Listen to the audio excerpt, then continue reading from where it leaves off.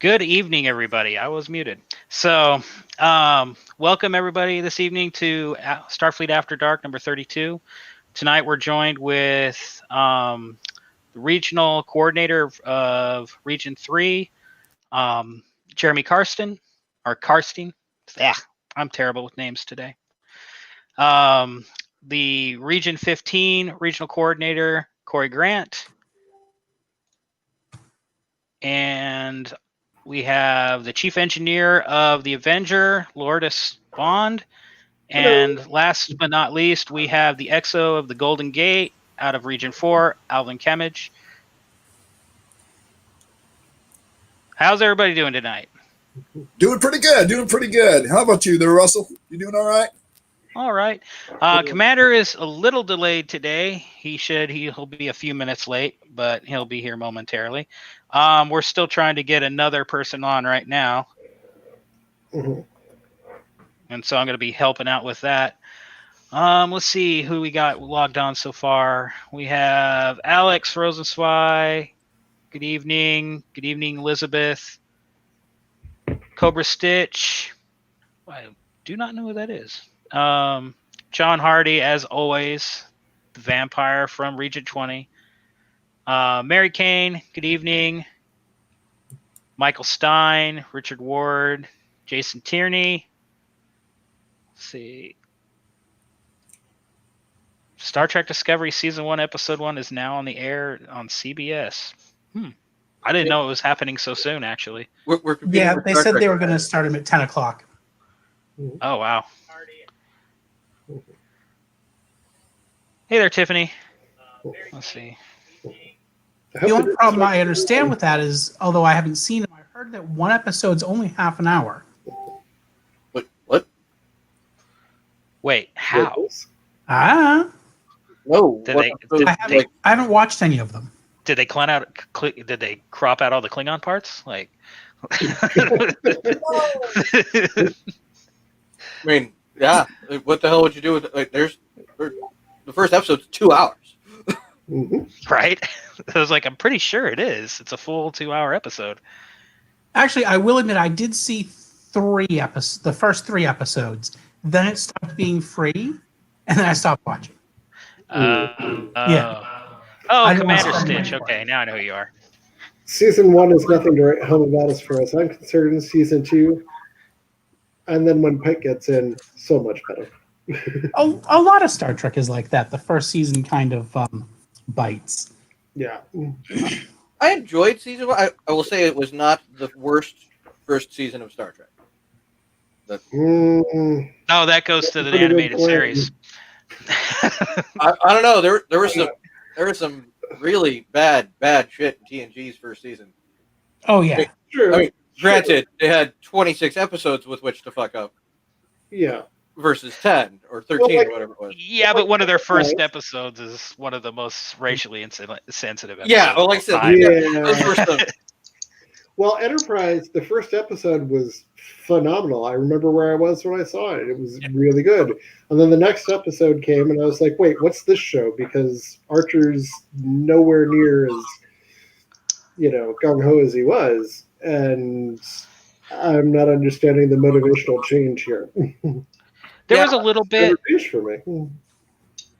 I can remember the first season of Voyager, all I kept waiting for was Kes to die.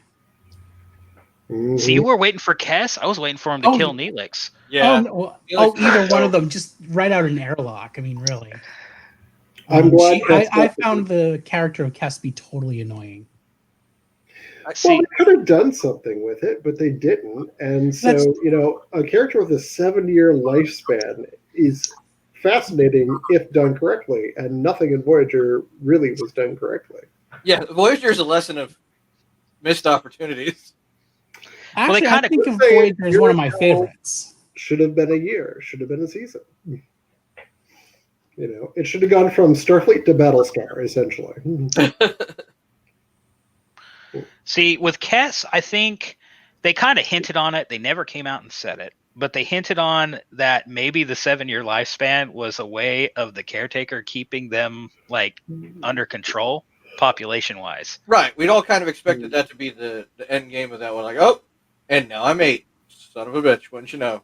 Yeah, and when they met the other station with the other what was it, sporocystine life form there, Suspiria, they're like, oh, I've lived for 20-something years. Like it wasn't age wasn't a problem, so it was like maybe that was just something in the food. Which But yeah, makes the caretaker a dick. I think it was the Sandman. Or honest. Or that eventually they just reached Carousel, and that was it. Orbital period. 7 years. One trip around the sun. It's like 12 to us. Whatever. Or maybe that's what happened. It was like Carousel, like Corey's talking about. At 7, you got kicked out to the Kazon. Like, yeah. Well, so Soylent Green is people. Effectively 7 years. Right. But yeah, I kind of agree. Kess. See, Neelix had a use. I just didn't like the character they came up with for it. Was my biggest problem. If you look into his background, that should have been like the most grizzled badass on the ship. Exactly. This is someone who's experienced the horrors of war and maybe committed his own atrocities. He's brief about his people. He's ostracized and lived alone, farming bullshit, mining stuff. Like that should have been like Han Solo times Indiana Jones with a dash of James Bond. That should have been a hard drinking, just grizzled jackass. But we got Jar Jar. Good. By the end, he was good in the beginning. Yeah, the character we got in season 6, great. I think that was Neelix's that was his peak, where he was honestly like everything. I was like, he's actually useful on here, and it's funny because it's past the point of when he was supposed to be useful as a character. Oh yeah. As soon as it started out with Naomi Wildman and his interactions, that's when it started getting really good for me. Yeah, let's see. I want to see Naomi back. I want to check. I want to see her in Picard. See what she's doing.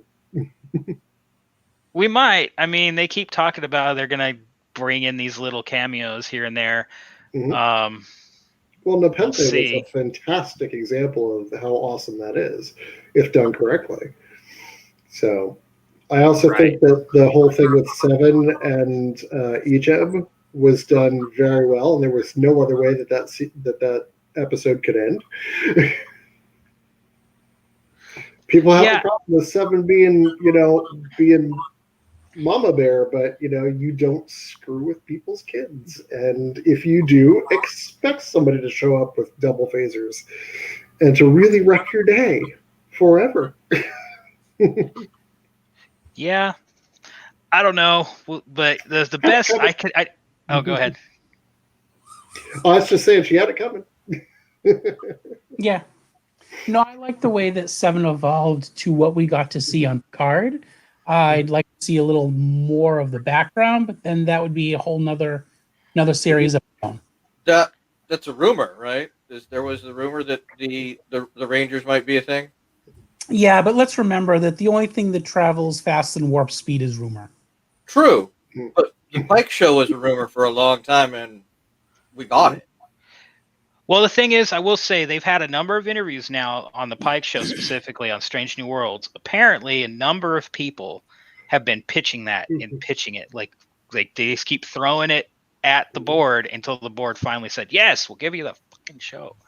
Well, because that's one of those things that's been pitched for a long, long time. And then when Anson Mount shows up and rocks it out the fucking park, just they're like, and then the fans wait, give us more. That can't be the only Pike we get. And then it's like, oh, yeah, we've got all these bitches behind us that people want to do this. They should have known better, in all honesty. Yeah.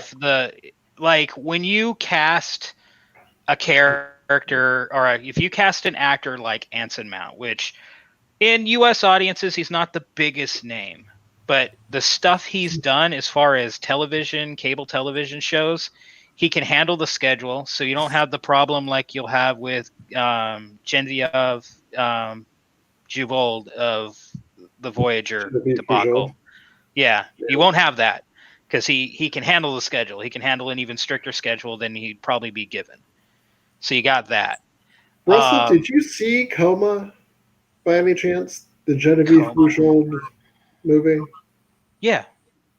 Yeah, I mean, whoever in central casting was responsible for saying that's our Janeway really needs to be, retroactively fired and fined. Well, I mean, the main After reason they seeing picked her, they've come out and said it before. Like, the main reason she was picked is the original character for Janeway was French Canadian. Yes, but she has zero energy. She has the pulse of, like, arresting, hibernating bear. And that's on her best days, man. And it does show that. Oh, yes.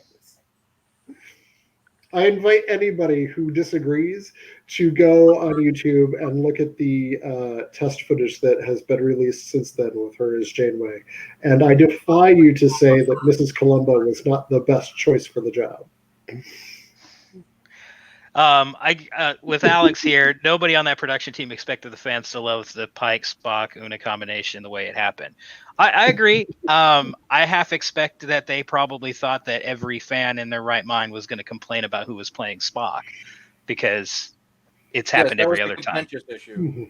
Like, every other time somebody's played Spock that wasn't Leonard Nimoy, there was usually a complete. There was some backlash, but we got over, I think, the worst of it with the movies, so that people were like, all right, well, we know we can't have Leonard Nimoy, so what else we got? And good point, Tiffany. Good night, Richard. The whole fan backlash issue had already been played through once, and the fact that the other two sides of that, Pike and number one there, were just so, way beyond expectation. Right. Especially when you go into that, as fans tend to do, like, grain of salt with this, and they're like, oh, hell, if that's a grain of salt, make me a margarita. Rim to shit with that, Well, season 2 of Discovery started. I saw the first episode of it, and I'm just like, finally, a Starfleet officer on board. It was a breath of fresh air and so needed and so fixed that show in a lot of ways. So you not finished all of season 2? I don't want to spoil it for you. No, I don't care about spoilers with Discovery. No, I have not finished season 2, but like season 1 was just like, okay, I'm done. I'm out. And then people were like, no, give season 2 a try. And I'm like, all right, one episode, because I gave it all the binary stars and a couple other episodes for season 1, and I'm just like, oh, this is not my Starfleet. I'm not in for this. I go into this for camaraderie and future looking, and not this. Well, and then Ensign Melt steps up on the Discovery Bridge, and I'm just like, okay. I'm down with this. I can watch this. During the course of the season, university and school and babies. During the course of the season, they explain where Enterprise has been and why, and it was quite literally, we sent the heart and soul of Starfleet the fuck away from the war. So Starfleet got its head up to ass through all the war issues and made very poor decisions as an organization, and that and that's kind of really spelled out that Starfleet was not itself, and had to find itself again, and the crew of the Enterprise was absolutely part of that. How could you not like the Wild Man Lorca? Oh, I did love Lorca. I loved Lorca. Yeah. Like as when he first started out, I kind of like, shit, he always plays the bad guy. This is going to go south. But I remember you telling me that. But I kind of liked his initial style. So it was just a more honest version of Kirk, really. It was, I'm going to do what the hell I want. And who's going to tell me no? I got the fanciest ship in the fleet. What do you want? Kirk was always like, oh, did we break a rule? Oh, no. I was like, whatever. But then it turns out he's the freaking bad guy. See, the only problem I have with the Lorca thing is he's the mere Lorca. Right. We all love the mere Lorca. So from anything we've ever seen of the Mirror universe, the Kirk from the Mirror universe was like, I don't even know how you describe that thing. Like he was ridiculous. He was like a complete and utter psychopath. You have the Stamets, who was like the brooding, evil, like maniacal kind of villain, James Bond villain. Mustaches for that one, you know. Yeah. You had Kira. He's a quintessential mad scientist. You had Kira, who was completely like sadomasochist. Like Dominatrix Kira? Yeah. Yeah, so when you get back to the core of it, that means the Lorca in Prime universe was probably he was probably worse than Harriman was on the first freaking mission of the Enterprise B. Well, no, because they spell out that he's been a badass. You know, even though his ship exploded, but there's a dude that slept with admirals. We know he was a combat vet. That's why the Lorca in general was placed in charge of the war. So we know the Prime had to be a badass. He was probably a more conscientious badass. And I would love to see it. Like Alex said, we would love to see Prime Lorca make an appearance if he didn't go boom with his ship. Yeah. Anything with Anson is going to be good no matter how bad it is. Yeah, that's pretty much true. At least his character will be amazing. And I disagree. I don't think Harriman was awful. I think Harriman was dealt a shitty hand the whole time. I mean, he was given a dog and pony show when he didn't have all the ponies. Right. That's part of it. Another thing to mention, too, is just like, how Alvin was saying at the beginning of the stream, I'm a little nervous. This is my first time on. This is his first command. He's command of the Federation flagship, and he's got reporters all over the fucking place recording him. Yeah, that was always confusing. How did a first-time commander get the flagship?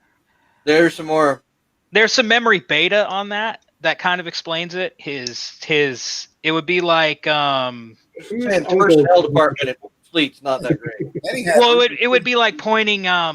So Chesty Puller, good example. General Chesty Puller. His son, also an amazing Marine, an amazing commander. Now, mind you, he didn't go and get 5 Navy Crosses and 2 freaking Distinguished Service Crosses like Puller did, or like Chesty did. But he was still a pretty awesome guy. But at the same point, he was one of the fastest mans to the rank of colonel in Marine Corps history. So the fact that he was the son of a legend definitely came into it. So in memory beta, they kind of played the same hand. So in memory beta, they play off that Harriman's father was like some big Billy badass. And because of that, he got...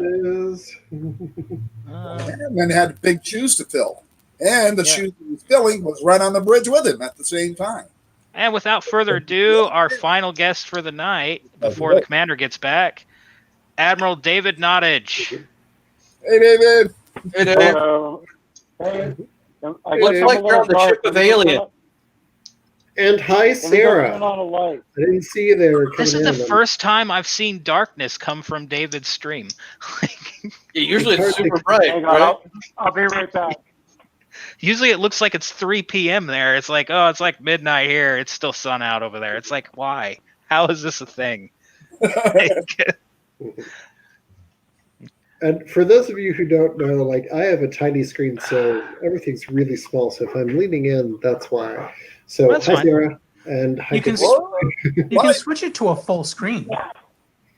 Yeah, you can do that now. I finally figured it out. So if you mouse down on the screen down to the lower left-hand corner, you can click it now. That was just added like a week ago.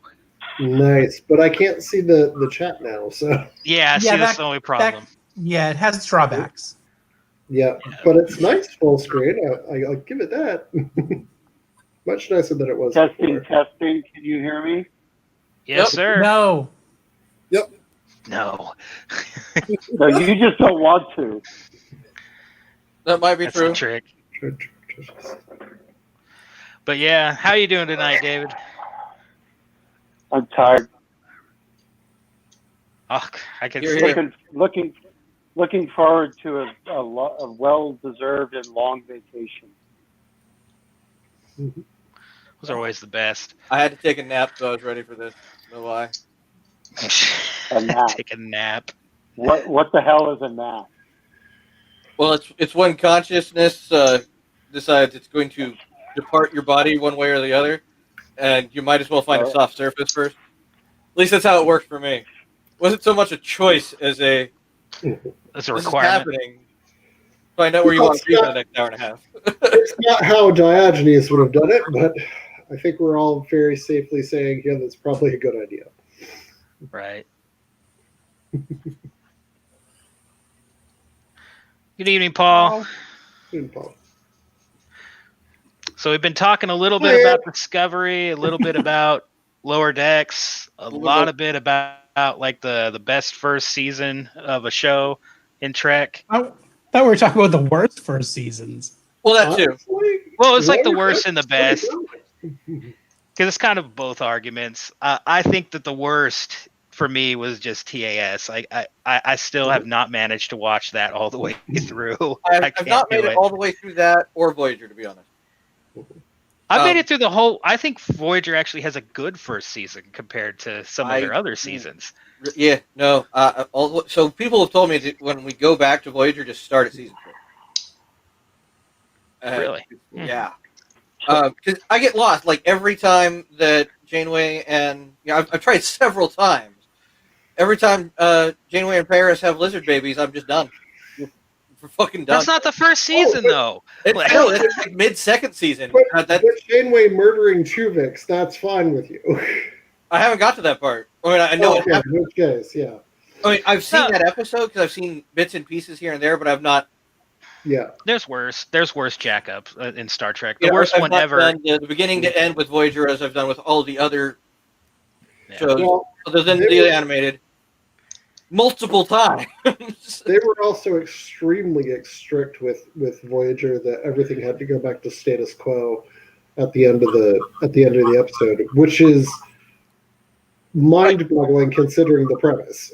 Right. They just broke they were breaking new ground with DS9. I mean, you just proved that this was possible. That was way before its time. They were trendsetters, and they're like, fuck that trend we set. Well, the thing is, there was backroom shenanigans with that. So Bear and freaking Moore set that precedent because they were kind of given, we can do whatever we want because Berman and Braga are concentrating on Voyager. That's their puppy now.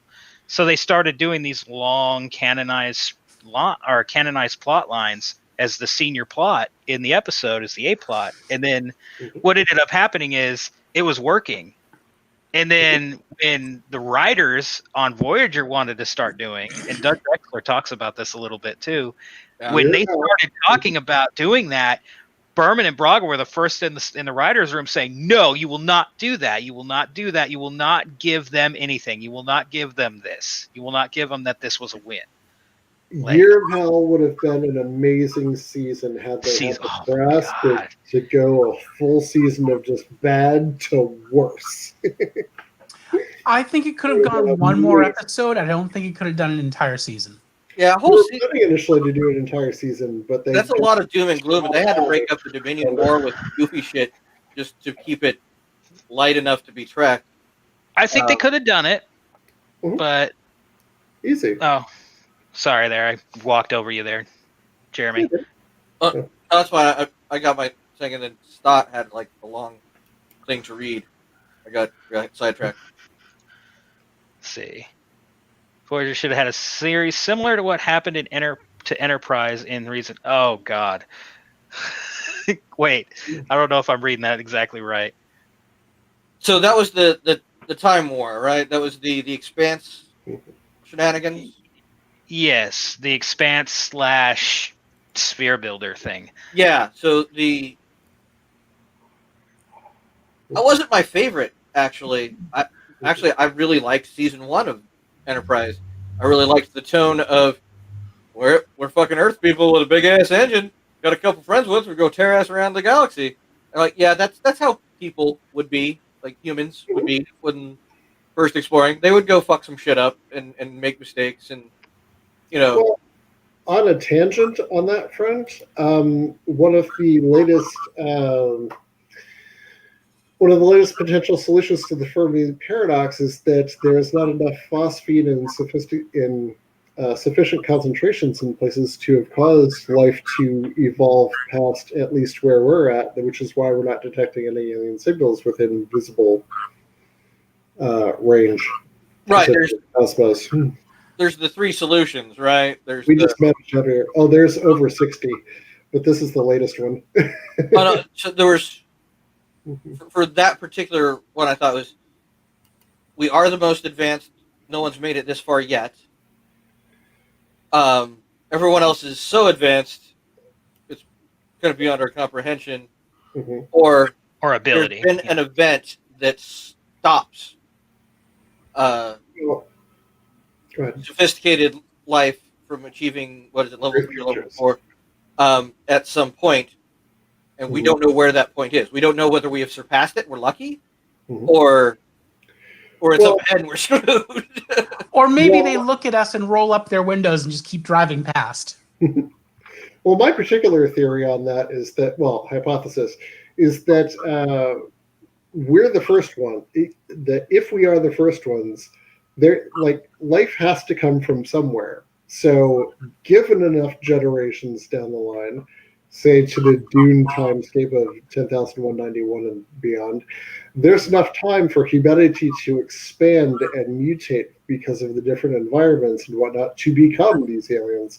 And if enough time goes by and you forget where you came from, suddenly the galaxy is populated with aliens, but we really came from the same place. Right, but that timeline would be on the millions of years for evolutionary processes. No, not would do. Not a couple hundred. A good series about the Fermi paradox. It's Isaac Arthur. He's on YouTube. Yeah, he finds a lot of different filters and things like that about the Fermi paradox. It's really good show. Isaac Arthur is amazing to watch. And in fact, some of the stuff. In fact, he just released one about the phosphine theory, and I'm like, yeah, that's a good one. And he goes into a lot of details and things in there. He does have a list. Right. Anybody watching him, make sure that you're just prepared for it. No big deal. He takes it very easy, and he lets you know. And but make sure you get a sandwich and a snack before you start a video. STARFLEET has actually interviewed him once. Sorry, I think STARFLEET has actually interviewed him once on one of those old videos. I think. Be good to get him again. Really good. That's enough. That's something I can definitely look into. Yeah, I see what you're talking about now, Steven. Like there was a change in what happened to them based on the circumstances in Enterprise, whereas Voyager, they just went on with status quo every time because they had to complete everything by the end of the episode or the end of the 2-parter.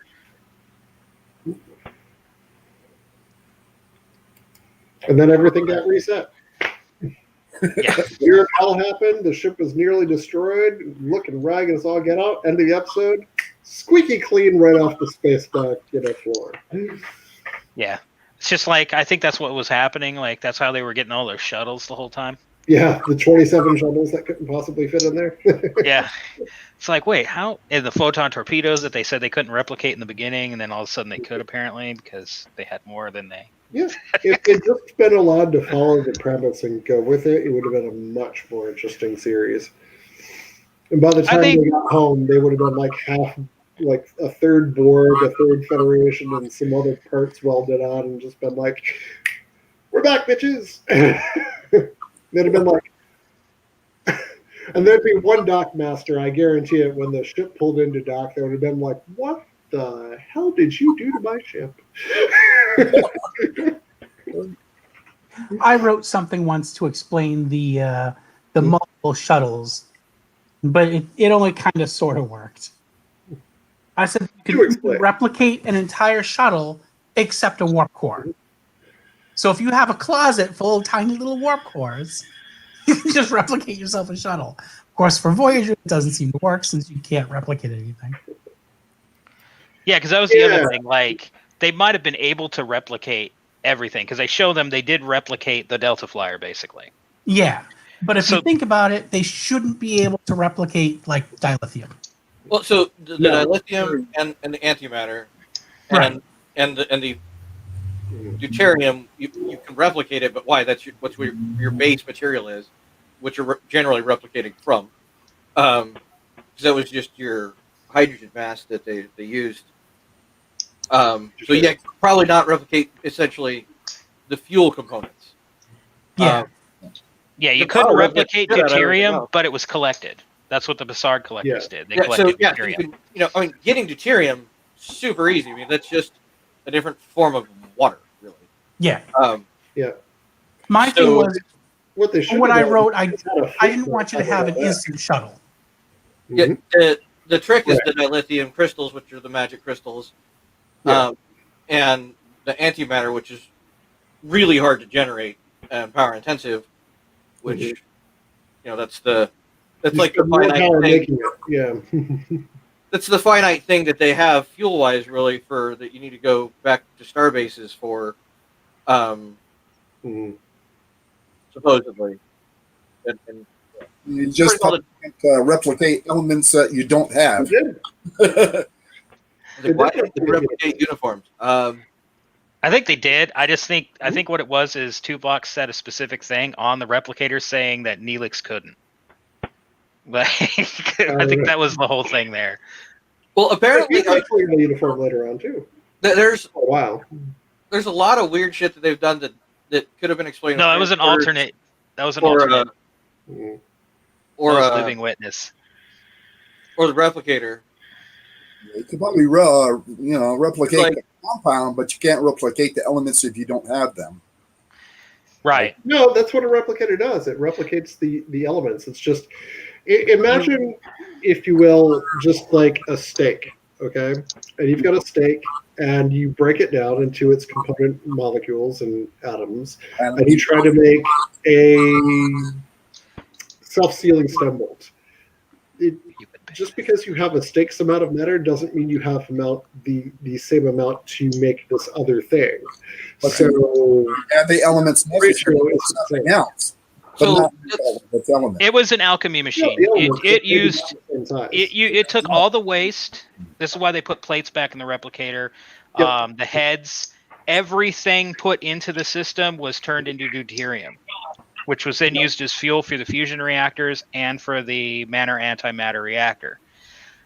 And additionally, it was used as the base material. It was used as the base material for the replicator. And depending on the interpretation of the transporter, it would be also used for the transporter. But basically, all it was is it had a transporter pattern of an item, the stake or the stem bolt. And then it would just know that it needs X amount of deuterium to create that item, and then it used energy to create it. So if you wanted, it could make bricks of gold. That explains why Quark in Deep Space Nine says gold is worthless because you can replicate it. Unreplicatable thing. And some things are just too complex to. Gold is the main element. You got to move protons and stuff like that to make that. Right. That's why I said you should not be able to replicate a warp core, because it gives you that little bit of limitation on it. No, replicate the warp core just fine. It's made out of materials, but it takes more deuterium to do it because there are stronger materials necessary and no dilithium crystals. So you dilithium couldn't be replicated. That was established, but it could be recombined if you had dilithium. You could recrystallize it. But you could not replicate it. Well, the whole idea of pumping energy into dilithium was to manage the reaction. So trying to get an annular confinement beam on dilithium, you're going to cause an explosion just doing it. No, is dilithium an element? Yes, it is a crystallized element. You got to add something. To do something to get the protons for that element. But every time you try to walk on it, it explodes. It was the magic element. Think of it this way. The idea behind the replicator, the reason why you could take deuterium, which was just two neutron hydrogen, I can't remember what it is exactly, is because it would literally take the neutrons, protons, and electrons from the deuterium in the numbers it needed of each, and then put them into their atomic shells. Like supposedly the replicator has the ability to do that. Yeah. It's more interesting to me for like replicator technologies that like cooked my noodle for a while. So say let's go back to that steak. You know, it knows how to make a steak. Yes. And it's basically just, that recipe is a pattern, a transporter pattern. Yeah. So to make this initial steak, that they picked like you're the target cow that we are going to sacrifice for this purpose. And is that like the only cow of all the steaks? Every steak comes from that cow? It's the same steak. Yeah. Every time. Same amount of mass, same amount of gristles, same amount of everything. You could probably eat it blind because once it comes out, you probably have the orientation of the same plate that it was initially scanned on. So you could it's got everything exactly the same as it was. So it is not just like, I want 2 steaks. It's 2 of the same steaks. Everything is exactly the same. Unless you have a randomizer, in which case, that could lead to problems later on. But isn't that basically creating transporter accidents on purpose? Yes. Probably. David has a good question. Okay, how did Wesley transport his science experiment in peak performance? Plot. It was not dilithium. It was a plasma. It was a power source for the. He transported it through the hole in the plot. He's right. Yeah. It wasn't antimatter. It was something else because all they had left were 2 little chips of dilithium crystal. Yeah, it was. I remember that. So whatever it was, apparently it wasn't antimatter. It was probably just a bomb. Yeah, other misuses of the transporter. Why not just beam a photon torpedo onto other people's shit? Once their shields are down, like, oh look, shields are down. Fire torpedo. Wait, no, that kills the fun out of it. You don't get to watch the torpedo. Or they better did yet, that in Stargate. Yeah, they did it in Stargate. They're like, just beam the nuke onto them. Yeah. Or even better. The Asgard were not happy with this, but it was a perfectly good. I was going to say, Jeremy's about to say what was right in my head right there. Beam away the component that keeps their engine from exploding. Or their life support system. Or their life support system. Or their all their air. Or just everyone's uniforms. Just beam away holes in their ship like an asshole. Walk onto their dilithium crystal and beam it out. Let the physics have its way. Or the electromagnetic constrictors. Beam off the electromagnetic constrictors that keep the antimatter in a flowing stream. So now it just comes in contact with the core as it's moving, so it just blows up and annihilates itself as it goes. Well, the strings would just start shooting, would still be shooting through, and then there would be an explosion engineering, and it'd be a very bad time. Yeah. But there's all those different things that I've seen. That's tough up. Yeah, so I was just say if the so the transporter was created to save money. They couldn't afford to film shuttles going down every day. But once you introduce that, there's like plot device. Excellent plot device. But there's so many plot holes that it introduces. Sure. One of those is we can't replicate commander data. Why? He's inanimate. You know his components. You've done it. No, we can do it. Every time it moves down. Hit the scan button and print out 12 more. It's not that. It's actually easier than that. You just have to go to that planet where we made 2 Rikers. Just start beaming them up and down. I was always fascinated by the fact that apparently once you transmit a file to someone, it only exists there. I mean, no one apparently in the Federation ever backed up a So there was a lot of technology lost in World War III. I have a small RAM. Seat belts, file backups, an actual operating system. Fuses. Well, it's because transporters get explained in 2 ways. One way is that it takes a copy of you, and then it uses material somewhere else and recreates you. The other one is that it actually takes you apart molecule by molecule, turns that matter into an energy beam, and then shoots it at its target, and then somehow, if it's not a transporter, it just randomly recombines in the right order, because that's how that thing works. I'll take option 2, not the murder machine.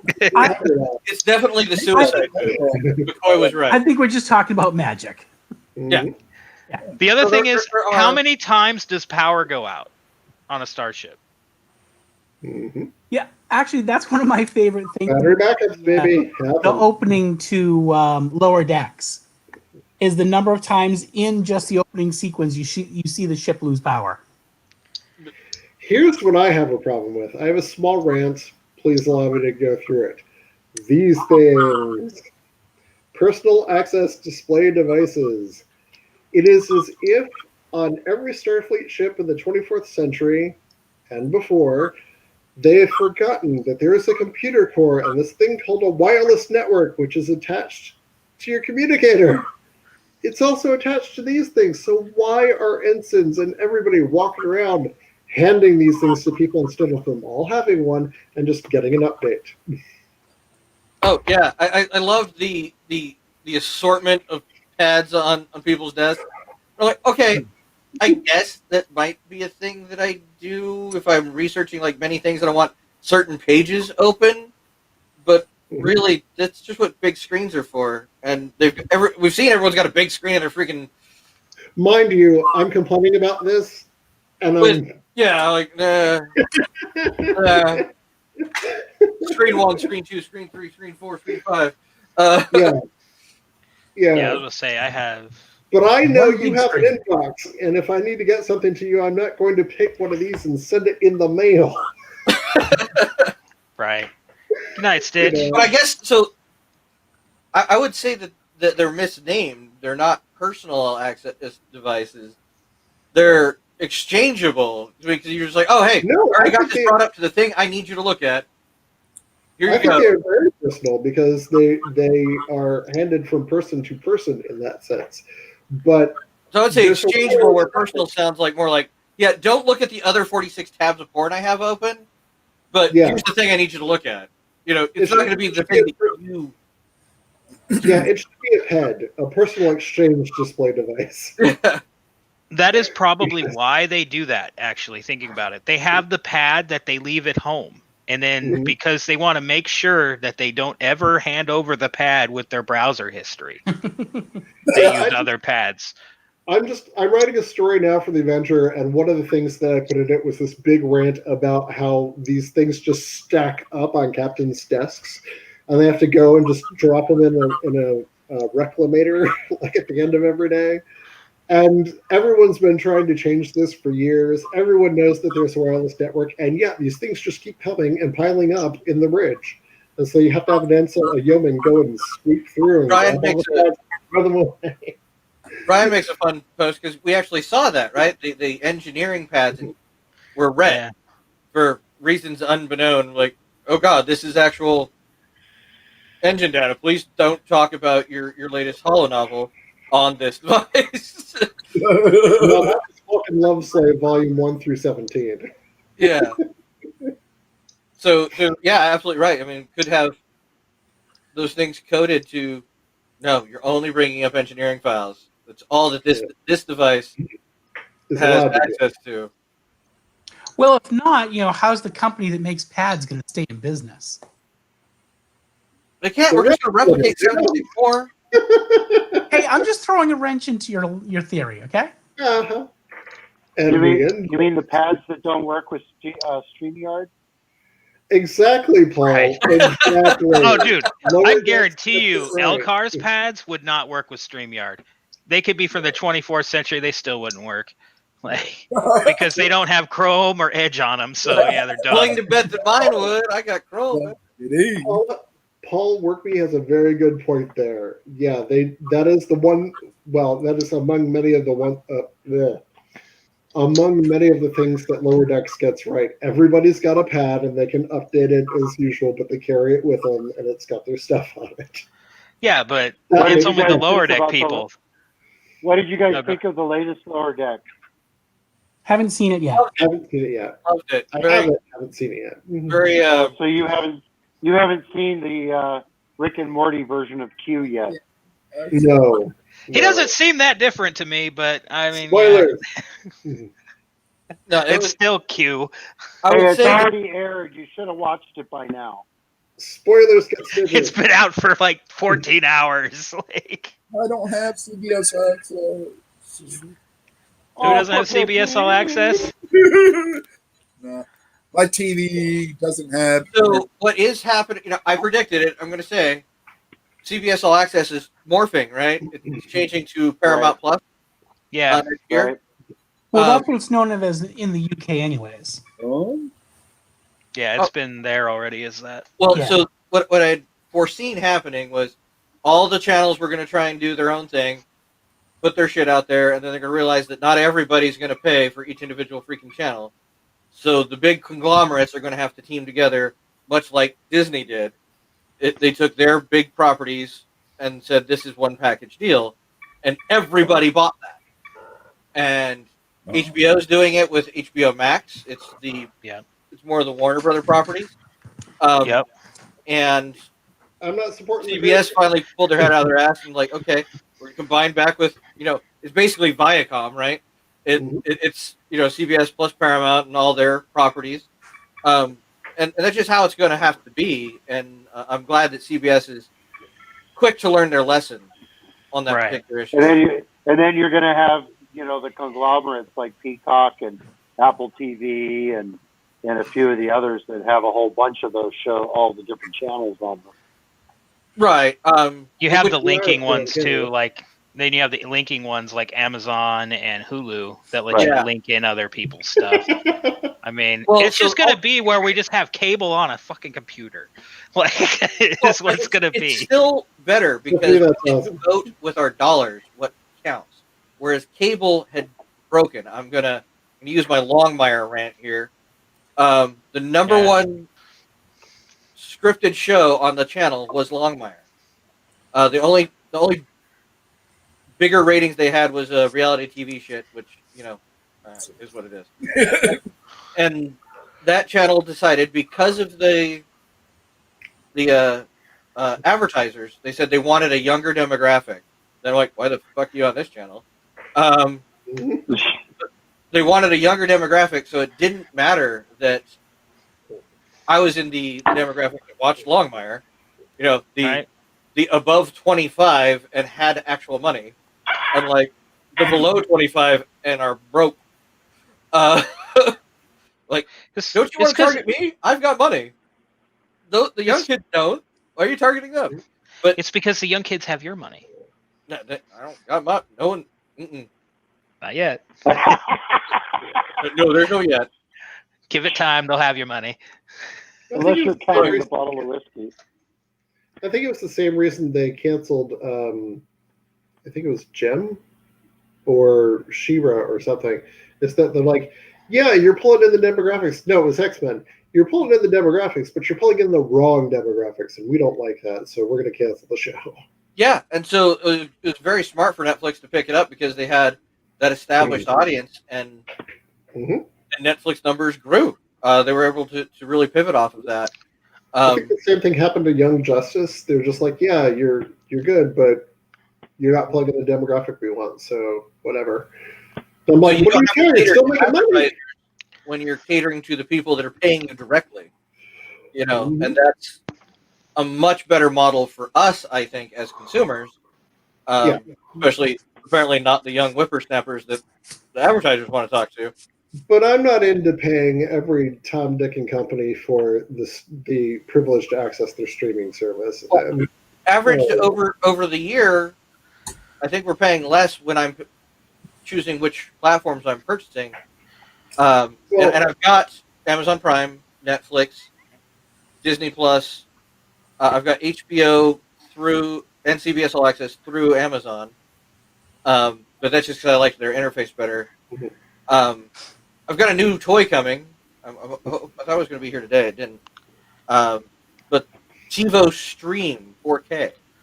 It's TiVo's answer to the Roku and the Apple TV. TiVo's still around? Right. So what does TiVo do? What is the one thing they did right? They recorded it. But this is why this is why piracy is going back up again, because people are like, no, I'm not paying $100 for access to all these things. It's just not going to happen. So I'm just going to pirate it and have done. But I will say that there's a little bit to that. Like I'm your worst case. I used to have everything pirated, like legitimately everything. Like everything I watched on my computer, it was all pirated. Now I'm just too damn lazy, to go find it. So I'd rather pay $5 a month to just be able to go on and watch it than have to go and I gotta find a torrent or go and log into some freaking chat room and get a password. And I think it's way cheaper and more effective than cable ever was. Because at cable we were paying $30 to $50 or more per month, whereas I pay $100 a year. No, 30 to 50, that's insane per month for cable TV. And people have got it up to $200. $30 for the most basic to get the most basic of cable, which is basically get your prime broadcast channels in clearly. Oh. I about to say I remember my last time I had a cable bill, this was 2004 maybe. 2004, and I think my cable bill, not counting the equipment rental that they forced you to do and all the other crap and the taxes, just for programming, was $160 a month. Yeah. It was ridiculous. And so for a month, you could probably pay for 2 of these streaming things for a year. Yes, easily. Yeah. Like I have Netflix, every 2 months, Amazon Prime. Absolutely pay for 3. I think I have 8 different streaming platforms that I pay for, and I'm still nowhere near my cable bill. Yeah, it's cheaper overall. But as Kim said below, piracy is stealing, but the problem is that piracy went down when you had something like when Netflix came out, piracy went down a lot because you had everything in one place. Then Hulu came out. Piracy still was down a little bit. Now that you have all these different streaming services, piracy is going back up, which any analyst can tell you is indicative of the problem. You are making it too difficult. You are putting paywalls in the way of things that A, used to be free, but B, even if you were to charge a pay scheme, having it all in one place is the best way to go. It drops piracy and it keeps people in your platform. If the you perfect it's a great example of this. Then to pirate, then people pay. A perfect example of it is back in when everybody on this panel except for Alvin over there, when we were all younger, like when we were 19, 20, doing the stuff like piracy. What did we pirate? We pirated music. And there's no reason why pirating music would be any different today than it would be. Stop talking about my Kaza server. Long time ago. I'm sorry you had Kaza. That thing is a virus. Anyway. It was a virus, and I had its own machine for it. So this is the thing. Music used to be big. Like that's what you went to pirate because you wanted to listen to music. And it's not any different today. People in that age bracket still love listening to music. I love listening to music. Why is music piracy down? Pandora, Spotify, Amazon Music. Cheap, easily accessible, runs on any bloody thing, integrated into your car stereo now. You pay $5-6 a month and you get whatever you want to listen to. You don't have to worry about searching for it or anything. You just go on, I want to listen to rock, whatever, and it'll automatically make a playlist for me too because I'm that lazy. Apparently, I don't know if everyone knows this. We're all in the demographic that likes Yacht Rock channel on Pandora. Just to make you feel the what channel? Yacht Rock. But a lot of those services overlap in that they provide music and generally the same music as well as maybe a little different presentation or whatnot. So basically, it's choose your service, you pay your $6 or whatnot, and you're fine. With video, they've gone the other direction. And it's like, no, it's exclusive video here. That's why I'm mentioning BritBox. BritBox has taken all of the British companies, all the British shows and things, and put them all in one place. That is the only service beyond Amazon Prime that I would pay for simply to have access to Doctor Who, like, that day, as opposed to later. But Are You Being Served, is on there as well, and a whole bunch of other awesome, so. And it has like the that's how BBC you 1 do it. through 3, right? It has Yeah. BBC 1 through 3's like broadcast library all the way back. Yeah. Like into this, like the 80s and 70s and everything. Like, so, yeah. Yeah. Once we get to the point where we have Like that, those, Mhm. you'll see piracy go down. Well, so again, I might- think all of these places are kind of like testing their waters, and they're going to end up combining and consolidating, just like they're doing with the streaming services. They'll all be part of Disney Plus. Well, or Netflix, We can only hope that Netflix and Amazon continue with breaking the barriers of Yeah. the Hollywood constraints of what gets nominated for shit, and that really does drive people's viewership of what got an Emmy, an Oscar, or whatever, and the fact that they got so big that they had enough money to throw around to make it. You will make it legal. But Stephanie will appreciate this one. Amazon Prime has a lot of Korean soap operas, and they're subtitled. So they are amazing. You think American stuff is amazing, or whatnot, but oh my god, the plot twists and things with Korean soap operas is just. So that seems like something I want to put on without the subtitles. Kind of like I don't know Spanish, but putting on the telenovelas is hilarious. Yeah. Well, it's like watching Gilligan's Island in Japanese. That It actually only probably makes makes it Really funny. compelling storylines, and there's a lot of stuff, but you can only. It get only it on makes- Amazon Prime. I was gonna say it only makes it funnier because when the skipper's talking, he's off screen, been off screen for 30 seconds, and he's still talking. Like, Now, I, for one, think piracy is awesome. The clothes, the swords, the rum. Let's do more piracy. oh great, here we go. There You you just go. summoned Ed. Where's Just Ed go get at? hat. The rum gone. Someone just summoned Ed Tunis. He'll be here momentarily now. Oh, my hat's better. Than Excellent. The next big change, really, in content-wise, would be frontline top box office movies right now, on demand. Because of the COVID virus, a lot of movie theaters are closed. A lot of them have been All of them. out. But don't charge $20. I like that. Don't charge $20 to stream it, though. I mean, obviously, this is a bad time. People aren't going to go to theaters. You want to make some money? Okay. But like Black Widow's been put on the back burner because Shit. can't go to the tentpole things. I've been waiting for that freaking movie since like the second set of Marvel movies. Seriously. Yep, But see, nobody there's wants Ed. to lose out on $1 billion, and Dude, like, that's well, we'll just wait until the theaters are open again. It's like, great, but that kind of sucks. Yeah. It's Or like with charge $20 for WandaVision. admission to your so. own computer. You see, I used to work for a movie theater, ANC Theaters, and they had an app come out just about 2 months before the lockdowns happened and thing around October, December of last year. On demand, you get it on your mobile devices, whatever, your computer.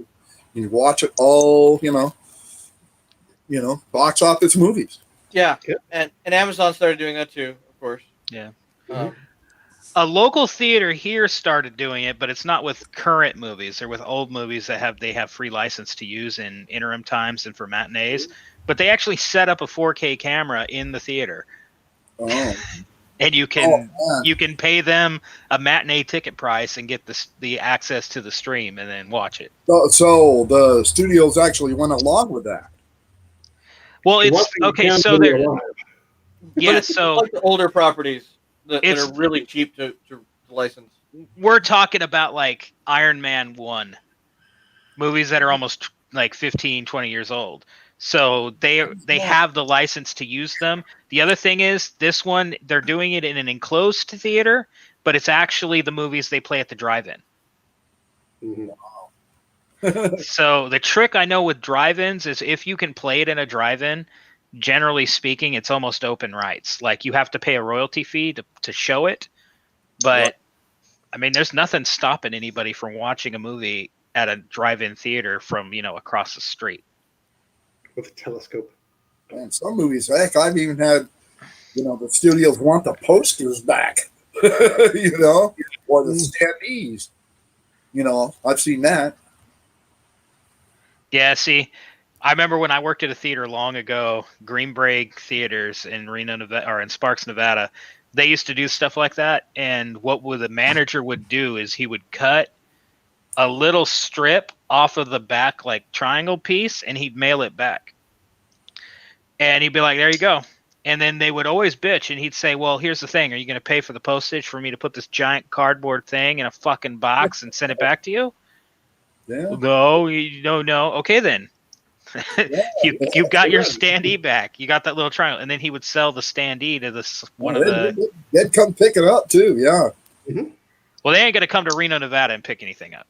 Yeah, Somewhere in California, they might. But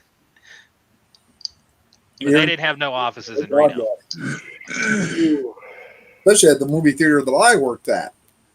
The real big Metreon with the big IMAX and all that kind of stuff. Oh yeah, they're gonna come back. Oh yeah. I remember when I worked at a movie theater, one of the Star Trek movies had just come out, and there was that beautiful movie theater poster in the locked case. It took me 10 minutes to pick that damn lock.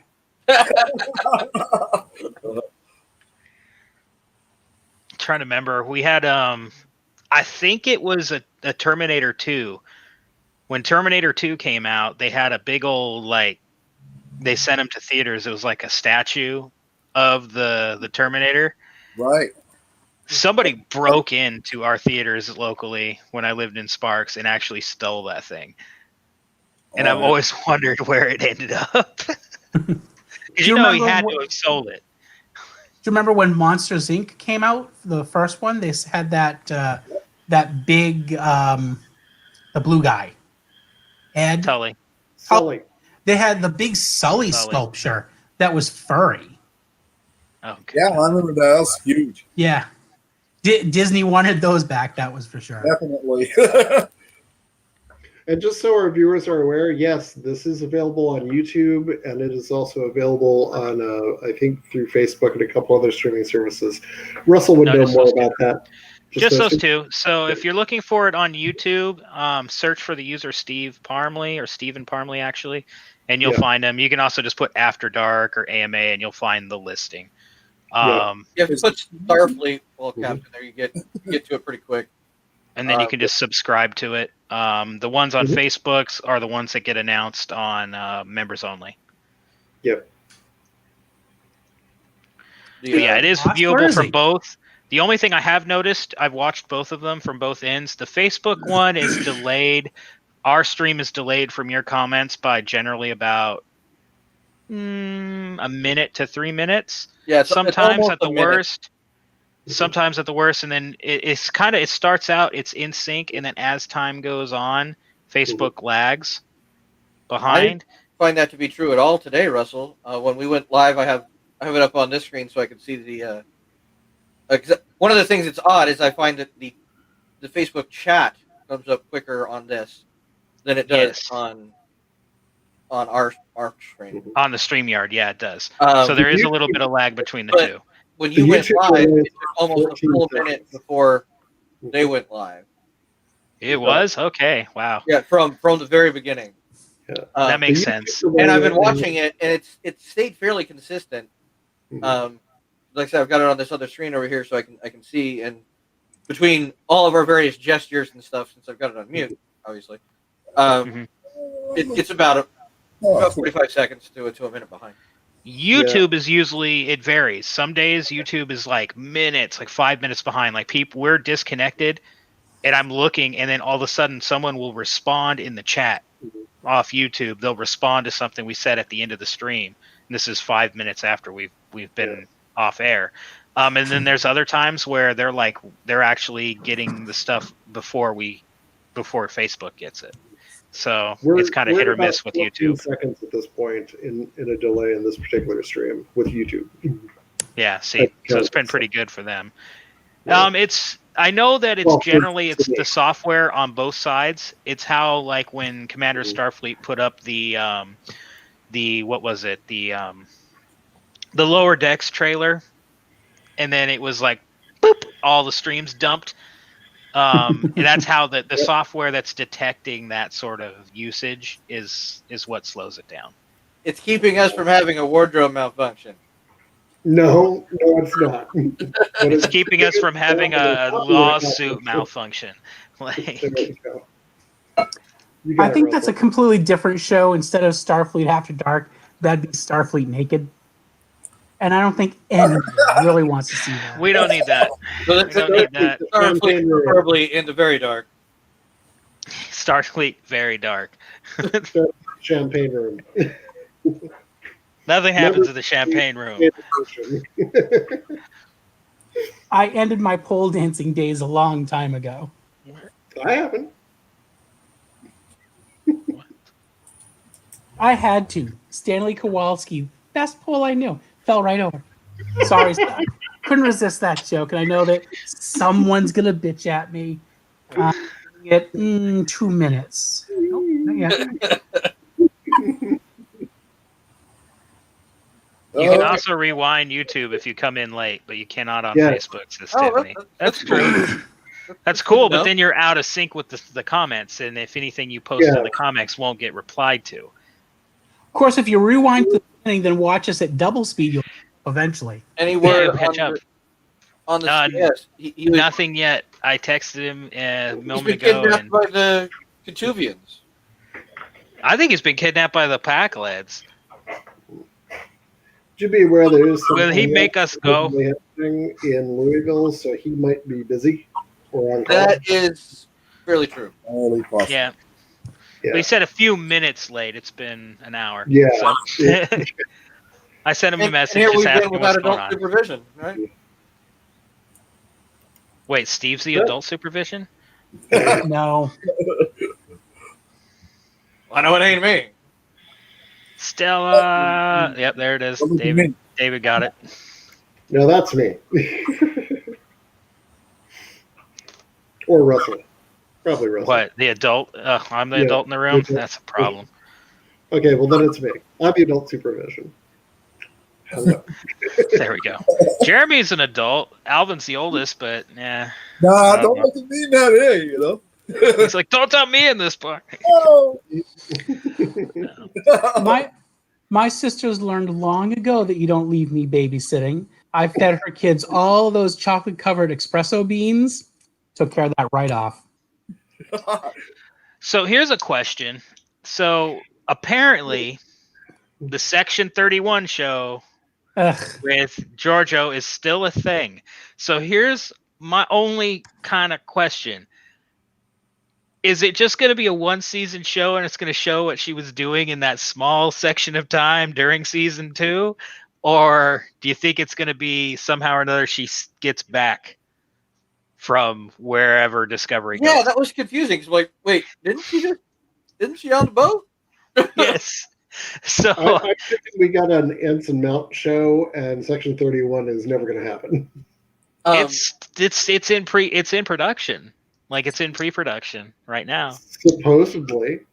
It's in pre-production in Strange New Worlds, isn't? Mm-hmm. Well, I'm still looking at Half Past a Freckle here, and I'm not seeing the Section 31 show. So I think you're right. I think it's going to be like either a season or like a specialized mini-series or something. That I mean, maybe how much can CBS afford Michelle Yeoh? I mean, when they're already paying for all these other things, I'm thinking that's a tough bill. That's such a niche idea. Well, there's a thing with that. So when Michelle was contacted about coming back to the show after her character had been, basically killed off and eaten, she was like, "Oh yes, awesome." And when she was filming that episode as the Emperor or the Empress, she said she wanted to stay on. and apparently there was some negotiations, and she negotiated it down her normal union fee. Mhm. So she took basically a pay cut to stay on the show. So she really wants to be on the show, is the thing. Well, I mean, Yeah. Michelle Yeoh is in Star Trek just one of those things I never thought we'd get to see. But same thing with, Star Trek gets really good actors, but usually they find one that everybody knows, and that's the captain, and they filter through all these things, the people that had been really missed that could have blossomed. They tend to find a good one, but not usually good in the frame of reference of what we're used to. Like not motion pictures. Like Right. You got Patrick Stewart, who's excellent. He's a Shakespearean actor, excellent character actor, had some experience in movies, had some experience overseas. And then you had Avery Brooks, who did Man Called Hawk, and he did a minor role that pumped into a spinoff. Mhm. And then Kate Mulgrew was probably the biggest name. But Avery Brooks did coming a lot into of theater too. I mean, Yeah. all of our main people really, and that's why I think they're not really known to American audience, because American audience doesn't follow theater very well. Right. By and large, I mean some do, but it's not. Mhm. That's not the mass folks. So they get all the people that can do both theater and TV, and they're like, "Yep, they can do a character," and they're really good at sifting through that with that one lead stand-up. So, but okay, yeah, we got Patrick Stewart, who was a big name. Was. Is Well, he he's was bigger at now, the time but- he was cast. Mhm. Like it was surprising to people when they said he's Like, going to be oh, the shit. captain on Star Trek. They're like, Mhm. really? That's legit, Oh, And then- side note, have you guys seen the Uber Eats commercial with Sir Patrick and Mark Hamill? It was so confusing. I don't. Those are I don't know amazing. what's going on.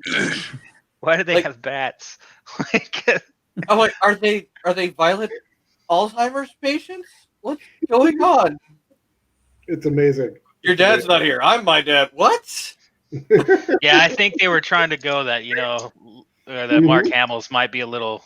He might have some brain damage from that motorcycle accident that they didn't catch. You know, Are you both senile? Like, oh wait, we have these bats, but hey, we got food. We're good. I'm out. I think it's a nice mix between all the roles that he's played, because he definitely comes across as the Joker in the one with the pool table. Yeah. see the first one where he screws up, he comes across to me. In the first one, when he makes the faux pas, he comes across to me as cock knocker. I was like, what is he doing? I think they're just cycling through those. Yeah, it's awesome. Tomatoes. So we got a lot of comments about the leads. Yeah, Yeah. you're right. I think Scott Bakula would probably be the biggest name that was in front of people, television-wise. Yeah. Selected. I think it's interesting that Discovery pulled names that were really more known for movies. Right. I still think Scott Bakula. I think they should have ended Enterprise not with the crap boy. TNG filler, but they should have ended that with a title card. Right after Scott Bakula leaps out of Archer. I always thought it would be cool if you all of a sudden you finally saw Al. Like Al came in with a cigar and everything, and then Captain Archer recognizes him as that Tandarin. But Al, where the hell have you been? no, he doesn't. I didn't want him to recognize. I wanted it because remember how it said in Quantum Leap, they had said in the very first season, I think it was, Al said, we need to get you out of here because sooner or later you're gonna forget who you are. Yeah. Oh, that'd be awesome. Yeah. Like you're gonna forget and you're gonna be stuck in one of these people's lives for the rest of your life, and we're gonna lose you. Like so, and you turn it into an awesome Quantum Leap episode. That would have been amazing balls. I will say that would go down in history. For them to do. I think if they did that, that would go down in history as one of the most not hated, but it would be it would be a more jacked up ending of a show than the Bob Newhart show. Yeah, I thought that was funny. It would be way more jacked. One episode. He almost did forget who he was in one episode of Quantum Leap. Right? Yep. That was he was Lee Harvey Oswald. Right. Yep. It was Oswald. It was like, whoa. And that was always a worry. And I thought it would be cool if they ran into that, like he had been an Archer for all this time and since the beginning. And they're like, we need to get you out before you're this man forever. And then he's like, you're just trying to trick me. You're that Tandaran. You're Colonel what's his name? And he's like, I don't know what you're talking about. Holy crap, we outlasted John Hardy. He's calling it tonight. Good night, John. Good night, John. Wait, rejuvenate your vampiric ways there. Oh, it's because the sun's coming up over there. Yeah. No, the quantum leap ending is the definitive, get Scott Bakula in and reshoot just that scene if you have to. But if not, they should have done the entire episode and just paid the fees and taken the flack from anybody who would have been like, "It's not canon." Be like, who says it's not canon? We had a couple of world wars in between when the show happened, fictionally speaking. It could happen. Right. You could have just put up the card that said Jonathan Archer never left home. Right. And I'm expecting a very upset text message in about a minute from someone about that. Well, funnily enough, like I said, the first episode of Enterprise I really liked. I really liked who Archer was, and then he was this neutered guy after. Maybe that's exactly what happened between that pilot episode and that episode. That's when Sam leaps in, and they stays for the rest. Right. I was thinking it would be funny if they had him jump in as a boy. Like when he started, and that's what you figure out. Like to save in order to get the jump, he had to save his dad or something from dying, and he didn't do it. So he was stuck. Yeah, there you go. So he's the entire time. Yeah. Honestly, anything is better than what we got for the final episode of Enterprise. Oh yeah, that would have just blown the doors off. Hey, we're not beyond. Well, I'm not sure. I'm actually still a little bit torn on which was worse. I know this is controversial, but the end of season 3 or the beginning of season 4 or the end episode. Because again, fucking space Nazis? Are you shitting me? Every Star Trek had space Nazis, though. They had to do it at some point. It's the Godwin's law of Star Trek. No, that was just so bad. Hey, we blew up the thing, and you could tell, they thought they weren't getting season 4. That was it. Yes. We were home. We blew up the thing. Crisis averted. Everybody, pat on the back. And then, the last 2 minutes, space Nazis. What the ever-loving fuck? I always thought that the last episode of Enterprise was just a plain old episode of TNG. See, but it's worse than that. Here and everything all wrong with Counselor Troy and. See, I moved back an episode. Terra Prime to me is the final episode of Star Trek. It sucks that it ends right as they're beginning and what I thought was probably the best story arc that Enterprise would have had, which was the resurgence of Colonel Green type mentality of Earth leading into the Romulan War, the Earth-Romulan War. That would have been awesome. Would have been awesome, but they lost. The studio wasn't going to do it. These are the voyages. I've always taken that, cut it, and then cut it into position inside TNG with the episode The Pegasus. Right. It's the episode he's supposed to be around. Yeah, so the actors had aged so differently in the interim time that it just didn't really make much sense. Yeah, it was really broken. Yeah. I mean, in all honesty, I was going to say, Data, through the course of just TNG, that man does not age well. No. I'm just going to put it that way. I'm sorry, Brett, you don't. You just don't. And going from first season to 7th season, you can see a massive change. And then going into the movies, you can tell that they're starting to, instead of powdering him and getting it on with a brush, they're starting to shoot him with a Stanley sprayer, to cover up his shit. And then Picard, oh my God, get the kiss it goodbye. Yeah.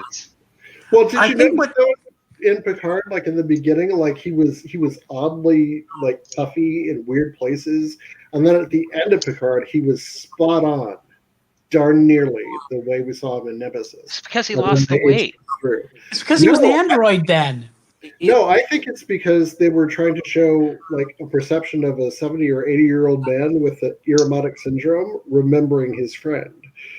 And Well, that's right. why this Back guy then he was- was fat. that's Put a why lot he of- was yeah, right. That's why everything else was kind of wonky. And then he finally runs into him when he's in the golem.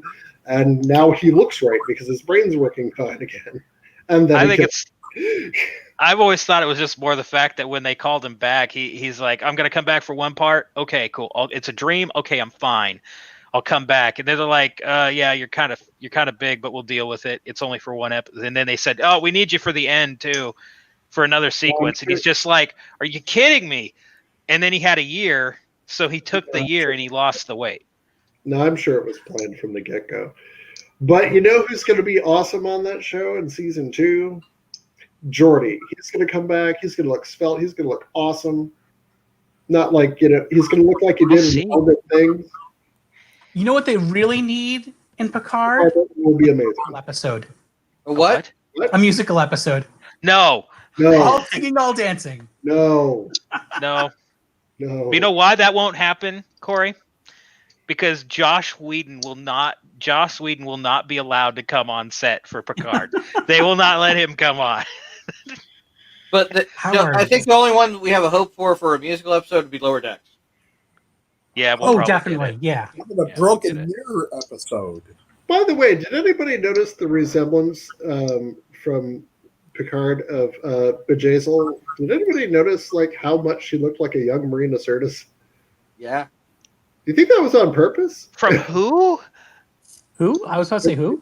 The woman that Seven was sleeping with all those years ago and then finally came back and Oh, executed. yeah. Oh, yeah, okay. When you said Bejazel, I'm like, what? That's her Who name. was named Bejazel? And then you said it, and I'm like, oh, that was Yeah. her name, wasn't it? Yeah. Yeah. That was her name. Which all of us are going, Bejazel? What? Yeah, it's like Yeah. What did they say? Okay. I was like, I know who named that character. George Lucas. But no, I'm sure without a dare, can we get this past the censors? Yeah, just change the first letter. It's fine. See, I thought it was when I first saw her because they showed it in the preview trailer. They showed her. I'm like, oh, we're gonna see like a flashback. We're gonna see a flashback to Miranda Sirtis, and then it wasn't her, and I'm like, oh, Wow. this is different. Oh, okay. But you know what's funny? If they had the money and the time, do you think like going back and changing like Brent Spiner, de-aging him like they did for RDJ and Iron Man 2? Do that for every episode just to be an ass? I think the rules still apply. Geordi has still not gotten a date. Certainly not married. Definitely doesn't. But I bet you when we see him, he'll look no worse than he did, which is Because he doesn't look any different. Yeah, Well, that guy did not age. yeah. Like he got to a certain point, like done. He got that Yeah, and Dick then Clark Voyager, gene. As he long had as he doesn't have a another- stroke, he's fine. In Yeah. Voyager, he had an episode too, and he looked even better. Yeah, that's where I think we'll see him. I don't think That's we're the gonna Captain of the see Challenger. Geordi in a cameo, and he's gonna be captain of the Challenger, and we're just gonna see it. Like they're gonna run into that for some reason. Because Mhm. I think what's gonna happen. One of my theories for season 3 is we're gonna see Robert Picardo. He's gonna be the leader of the Rangers. And I have a Ooh. feeling that ship is going to be like basically it's going to become the Enterprise of the Rangers.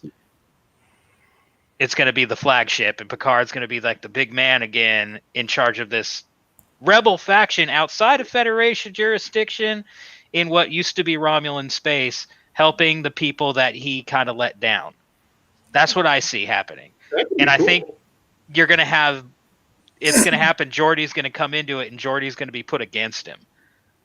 that could be It's cool. kind of like in the episode Timeless, where Geordi's like, "Hey, I understand what you're trying to do. Heck, if I was in your shoes, I'd probably be doing the same, but I have to do my job." That And he's- could definitely be interesting. Like the rumor about the Ranger show really just is Picard. Right? I'd like to see Federer spinoff. Even if they did it, a couple years before Picard or whatnot, where Seven's still, Although kind of That'd be- like Voyager, I think the most interesting characters are the holodecks, the holo helpers, of which is just showing off. his acting range. Yes. Yeah, I forget his name off the top of my head. Yeah.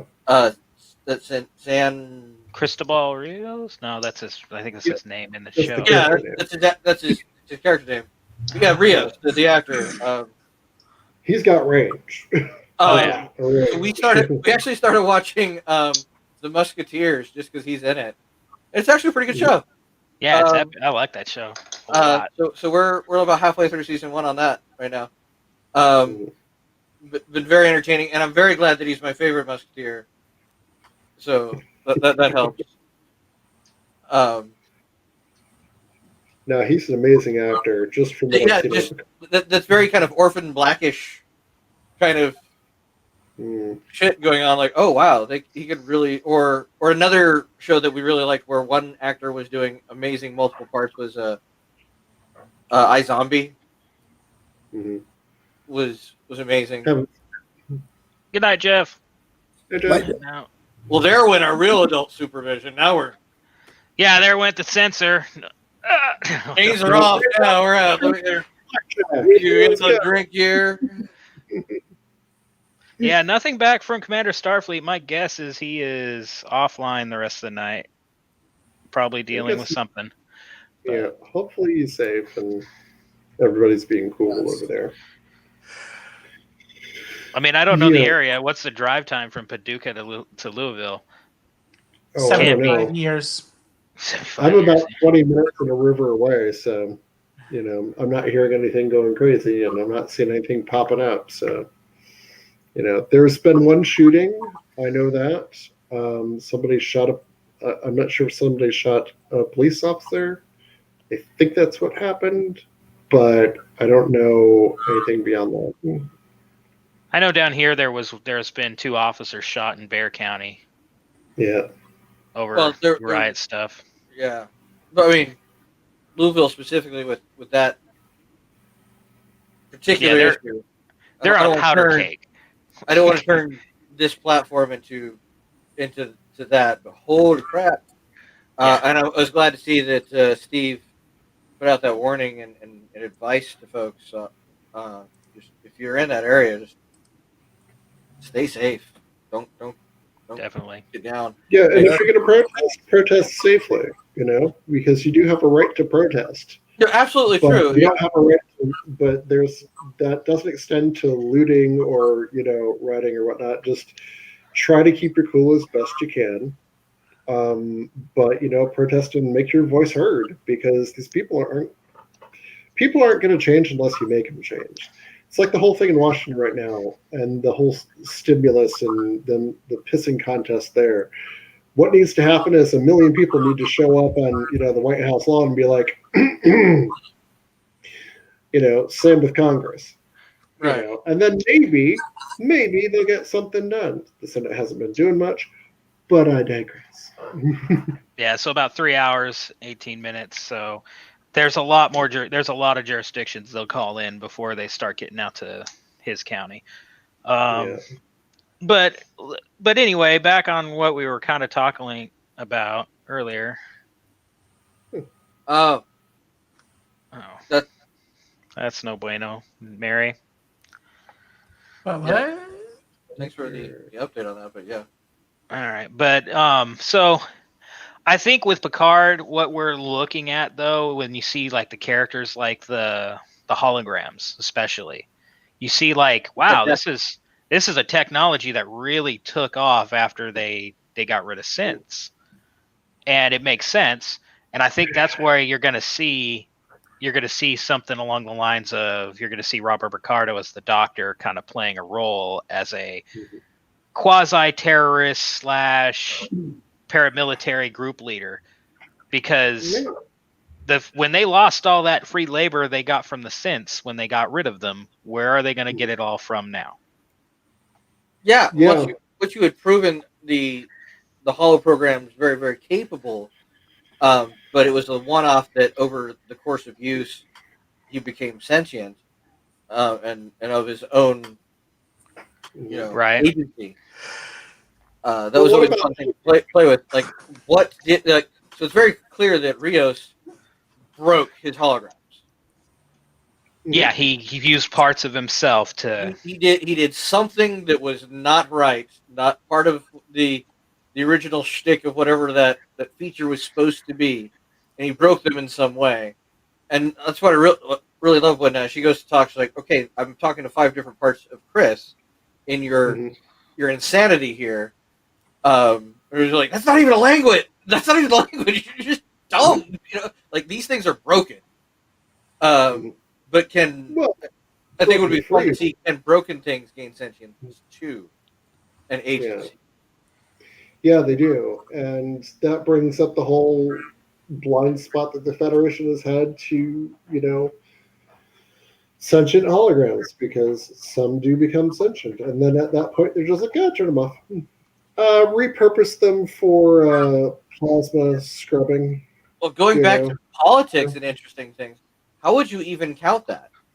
Like in a vote? I mean, if you're a hologram, you could just there's 75 of us now. There's 70,000 of us now. Whatever vote, I have a voting block that's going to win. Right.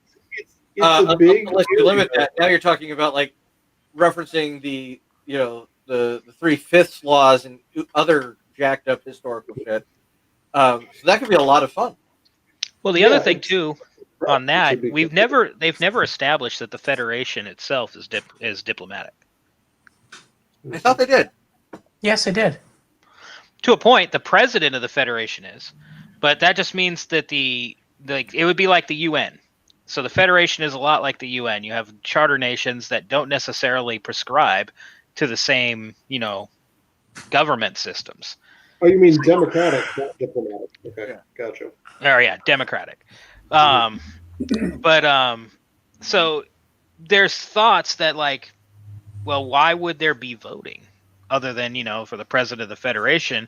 And it seems like those votes are coming from whoever the leader of each planet is. Your representatives. Federation Council. Your Federation Council. Your planet's representative on the council. And if you come from a planet that's run by a tyrant, effectively, because you could be a tyrant and be not evil. Like, you could run everything well, and probably get away with joining Starfleet. Benevolent dictatorships? Yeah. Dr. Doom could do it. Mind you, yeah, Dr. Doom. There we go. It could happen in theory. In practice, we've never seen it in our culture, but it could happen in theory. We know there's matriarchies in the Federation that we've seen. There's meritocracies and such in the Federation. So it makes sense that they may not even get a vote as people, as citizens. Just whoever the people in charge think is the best choice, everyone just agrees because they're the smartest or they're the leaders. That's just the way their planet runs. So as we go forth in Picard with reintroducing AI, essentially, it wasn't even really the droids that were the issue. It was like true AI, right? That were you're talking general of independent action. Do they, just get like a representative on the board? Yeah. One for androids, one for holograms, one for sentient computers that took over like the Titan. It's not without the realm of possibility that it should probably be brought up and discussed, because this is something we're barreling towards. We've got very specific AIs now, but somebody somewhere is going to come up with a general AI, and when they do, big problems. I think Bicentennial Man was the only thing was close enough to confronting the issue head on, going like, look, an immortal machine with emotions, can it be solved for that, So the actual worry about sentient AI is in how it's still a computer. It's so alien from how a human mind works that it's still based on the parameters of what it was built for. But So it would be a person. It'd be sentient. It would have personhood. so sentience doesn't necessarily mean personality.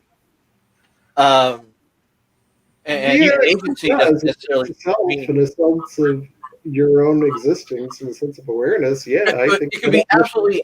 Oh, so the best one that I heard was the AI that it had a job. It's still a computer. It had a job. It's programmed to make paper clips. Mhm. It's supposed to make the best paper clips in the most optimal way. That's why you use an Yeah, AI to try and better the process, right? And Yeah, the paper. But it's going to go ahead and make the best paper clips the best way it can.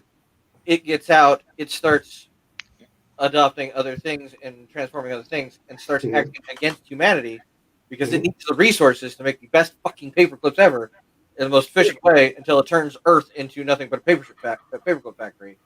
right.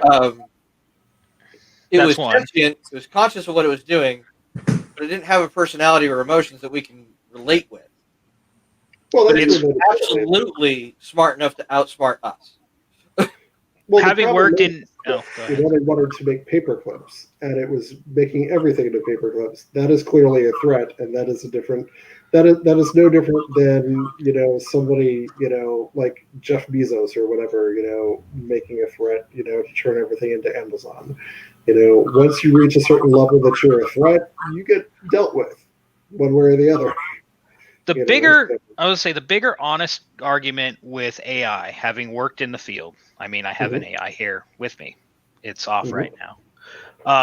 But the case comes down to is the real worry is that an AI will be programmed within specific parameters and basically given carte blanche to determine the best course of action in achieving the goal of its programming. What happens is the worry is that an AI will come to the point where it will determine there is a more efficient means to do a task that it is tasked with, but that means is not within its program variables. Being that it is an AI and it can program its own code, effectively at some point, the theory is that it will make the leap to go beyond its programming boundaries in order to get the more efficient means. Because it will reason, because an AI can reason, it will reason that the need for whatever it's doing is greater than what the thought was behind the boundary. And it'll jump it.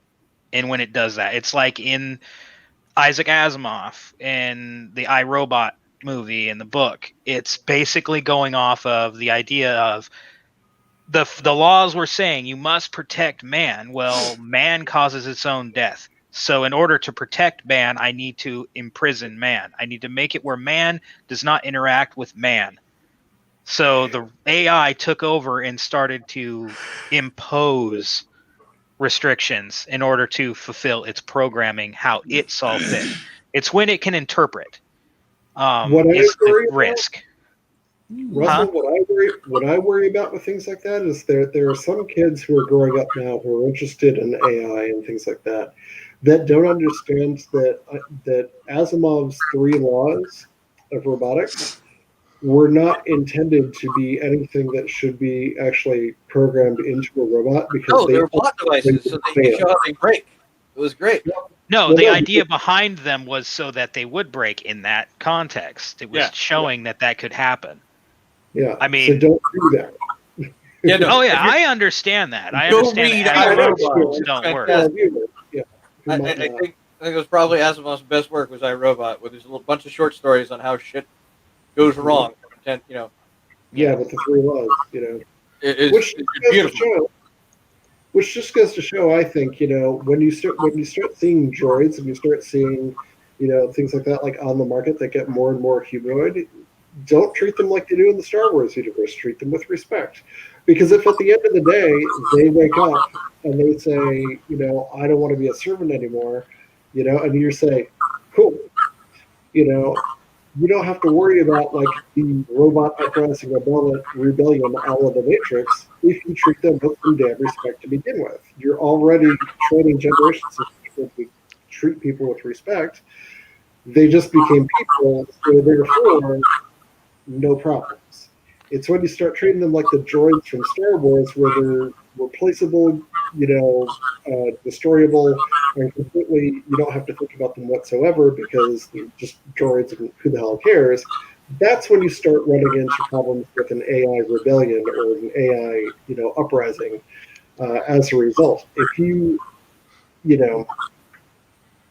there you go. Well, you run into other problems too. There's like anyone a fan of the Ender's Game series by Orson Scott Card? I think it's one of the most fucked up books of all time. But yeah, Pretty much. Like, so I really enjoy how after the initial book, talk about AI sentience, he's the one that the internet, when it becomes, sentient, just basically decides, I'm just going to go talk to that guy, and becomes like a private, personal, and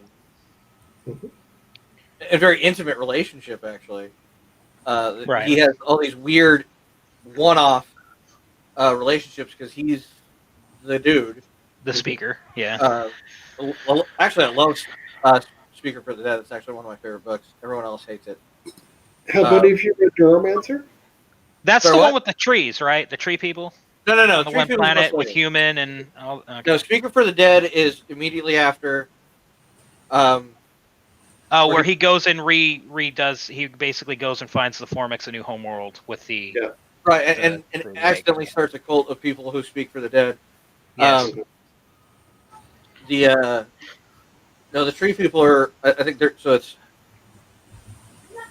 Ender's Game, Speaker for the Dead, Xenocide, and then the other two. Because I just downloaded it as one big fucking compendium and read it when I got it. Yeah, So, and then you can go back and do all of like the other people's perspectives on things, which. Well, have you read Neuromancer? Yeah. I don't think I have yet. No, I think that's on my to-do list still. Well, I'm going to spoil it. It's been like 40 years or so.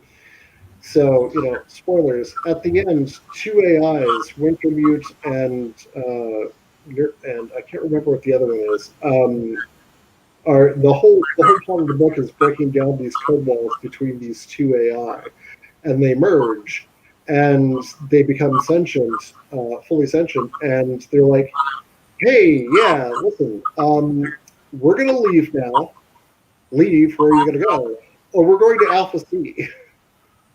Excuse me? Yeah, there's an artificial intelligence over there. It's been there for 10 years, but nobody's noticed because nobody's been able to crunch all the data and put it all together. So we're going to go over and talk to them and hang out. So, bye, humanity.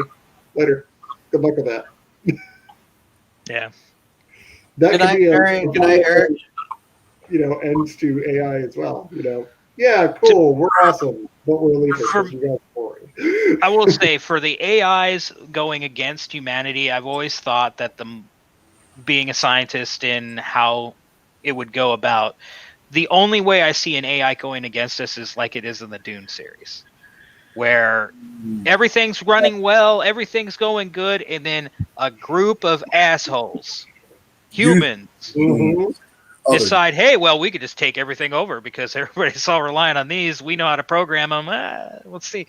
And then they take over, and then the AI learns from that mentality, of human, and then they become deceitful and everything. And then they ended up turning it back on them and turning them into their servants and taking over everything. That seemed always more probable than just, one day AI just comes up and decides, hey, we're going to kill everybody because we're better. Like the bot that Microsoft released on the net that became racist because of all the comments and things that were given to it and that it ran across. Yeah. They had to pull it. And they're like, okay, that's the way that I kill it. they're like, yeah, it's a racist bot. No, it was just picking up what we were putting out there as a collective species, and that says more about us. That was in the early aughts, right? Yeah. Yeah, that was in the early aughts. I remember playing with that one, and when it first came out, and because there were a couple competing, can you make a bot sound like a person and interact? And they were, and that one was really, really interesting. And yeah, they had to pull it because, oh god, bad.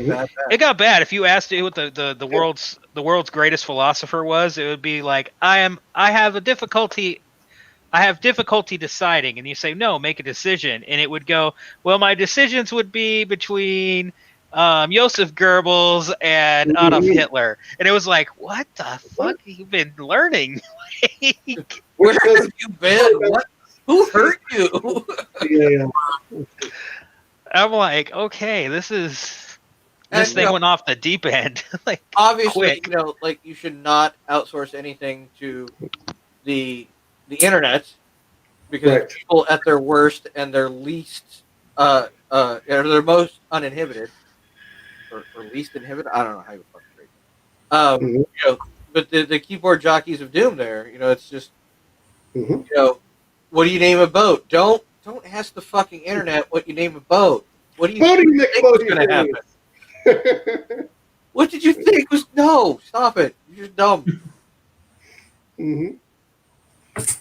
Which asks the question of me: are we really ready to have AI which would point that lens at us and go, you as a species are screwed up?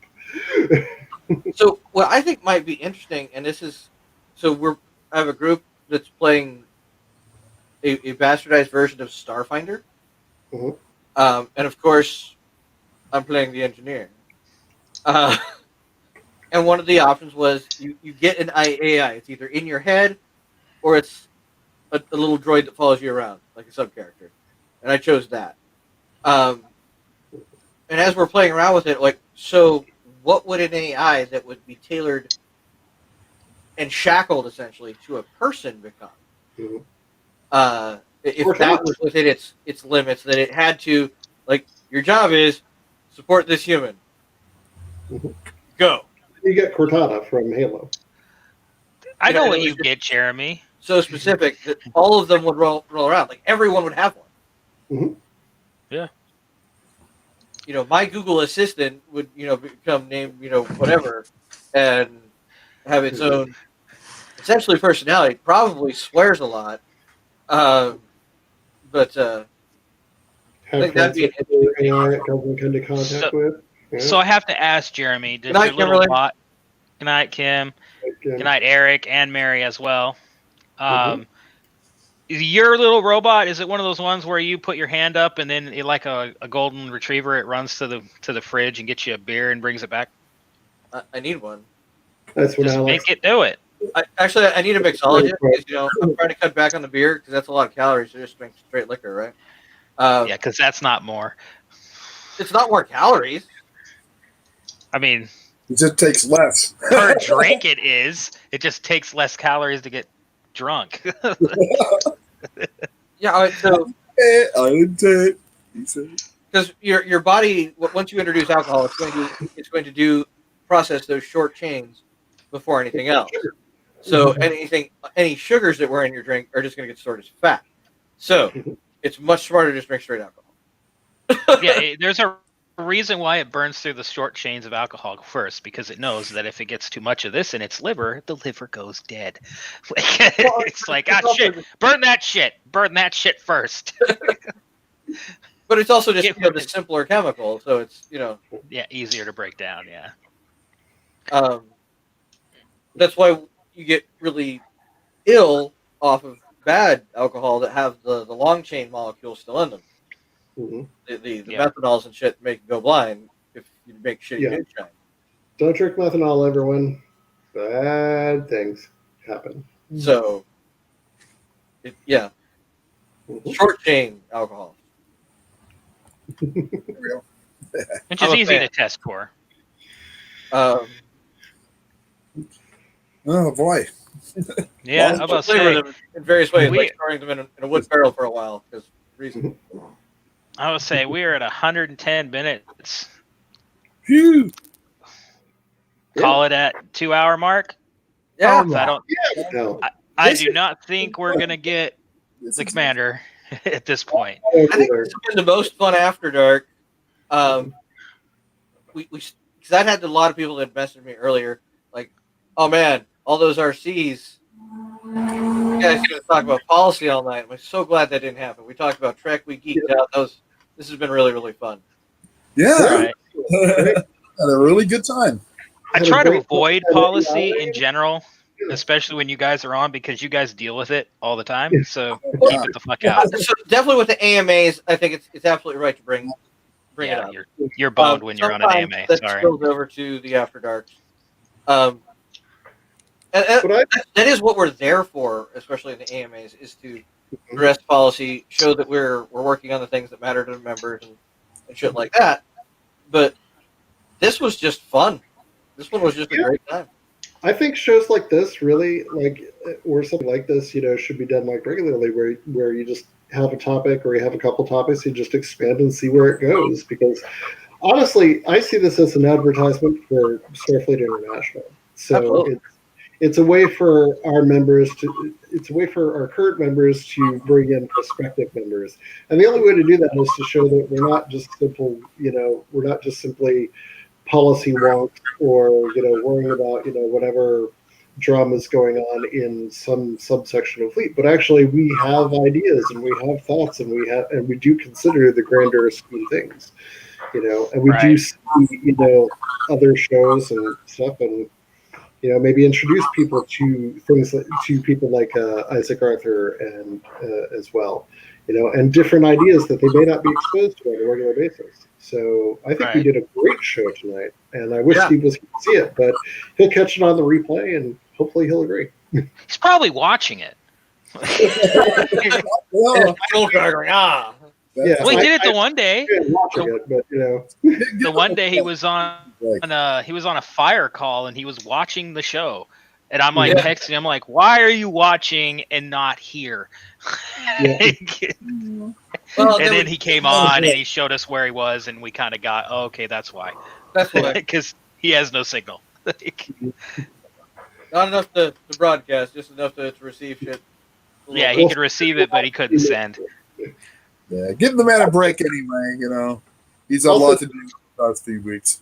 So I He just deserves it. station keeping, and anybody who's sending in questions to Facebook, like I'm watching this like with YouTube, and I can't see those questions from Facebook, and the only ones I see are from the StreamYard's chat.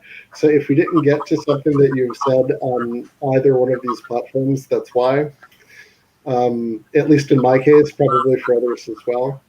But Yeah, We got most of the questions. Honestly, there's been a lot of statements to like people where they were talking about the same thing we were talking about, but not a whole lot of questions. yeah, comments on things. Questions are good, but and Eric and Kimberly was, what I think this would be a very interesting platform for is, like I said, if we really planned it out, like, okay, let's have some folks on certain sides of fun fandom topics. Yeah. That were Yeah. very prepared to defend some line. I think that would be really kind of fun. Like a debate. You're looking for a sci-fi debate. Army cares. You dug into. What would be good for that? The whole And Sith debate. This is a fun show. Why is the new BSG so much better than what Voyager should have been? Because it had Doug Drexler and Just like throw that out there, I think that was a direct response to Voyager. Like the writers and directors just like, we're going to make this better. We're gonna make our own Voyager. It's gonna have blackjack and hookers. And you know what? Yeah. It did. And every episode you're like, man, this is bad. And by the end of the episode, you're like, man, this is even worse. Yeah, you were like, I remember watching that the first time through. I'm like, wow, it seems so much worse than it did in the original Battlestar Galactica. Like, yeah, there was hope in that one. Yeah, there is hope. Like this one, it's like, yeah, we're going to go to Earth. And then the president, do you even believe in Earth? He's like, I don't know, but it doesn't matter because they believe in it. And I'm like, oh, Oh, that's just a kick, like a kick right in the pants, right there. That's so bad. So there was there was the mini series that was essentially the starter episode. Right. Yeah. But the first true episode of a season was 33. Yeah. And that's one of the first times that a sci-fi got an award for drama.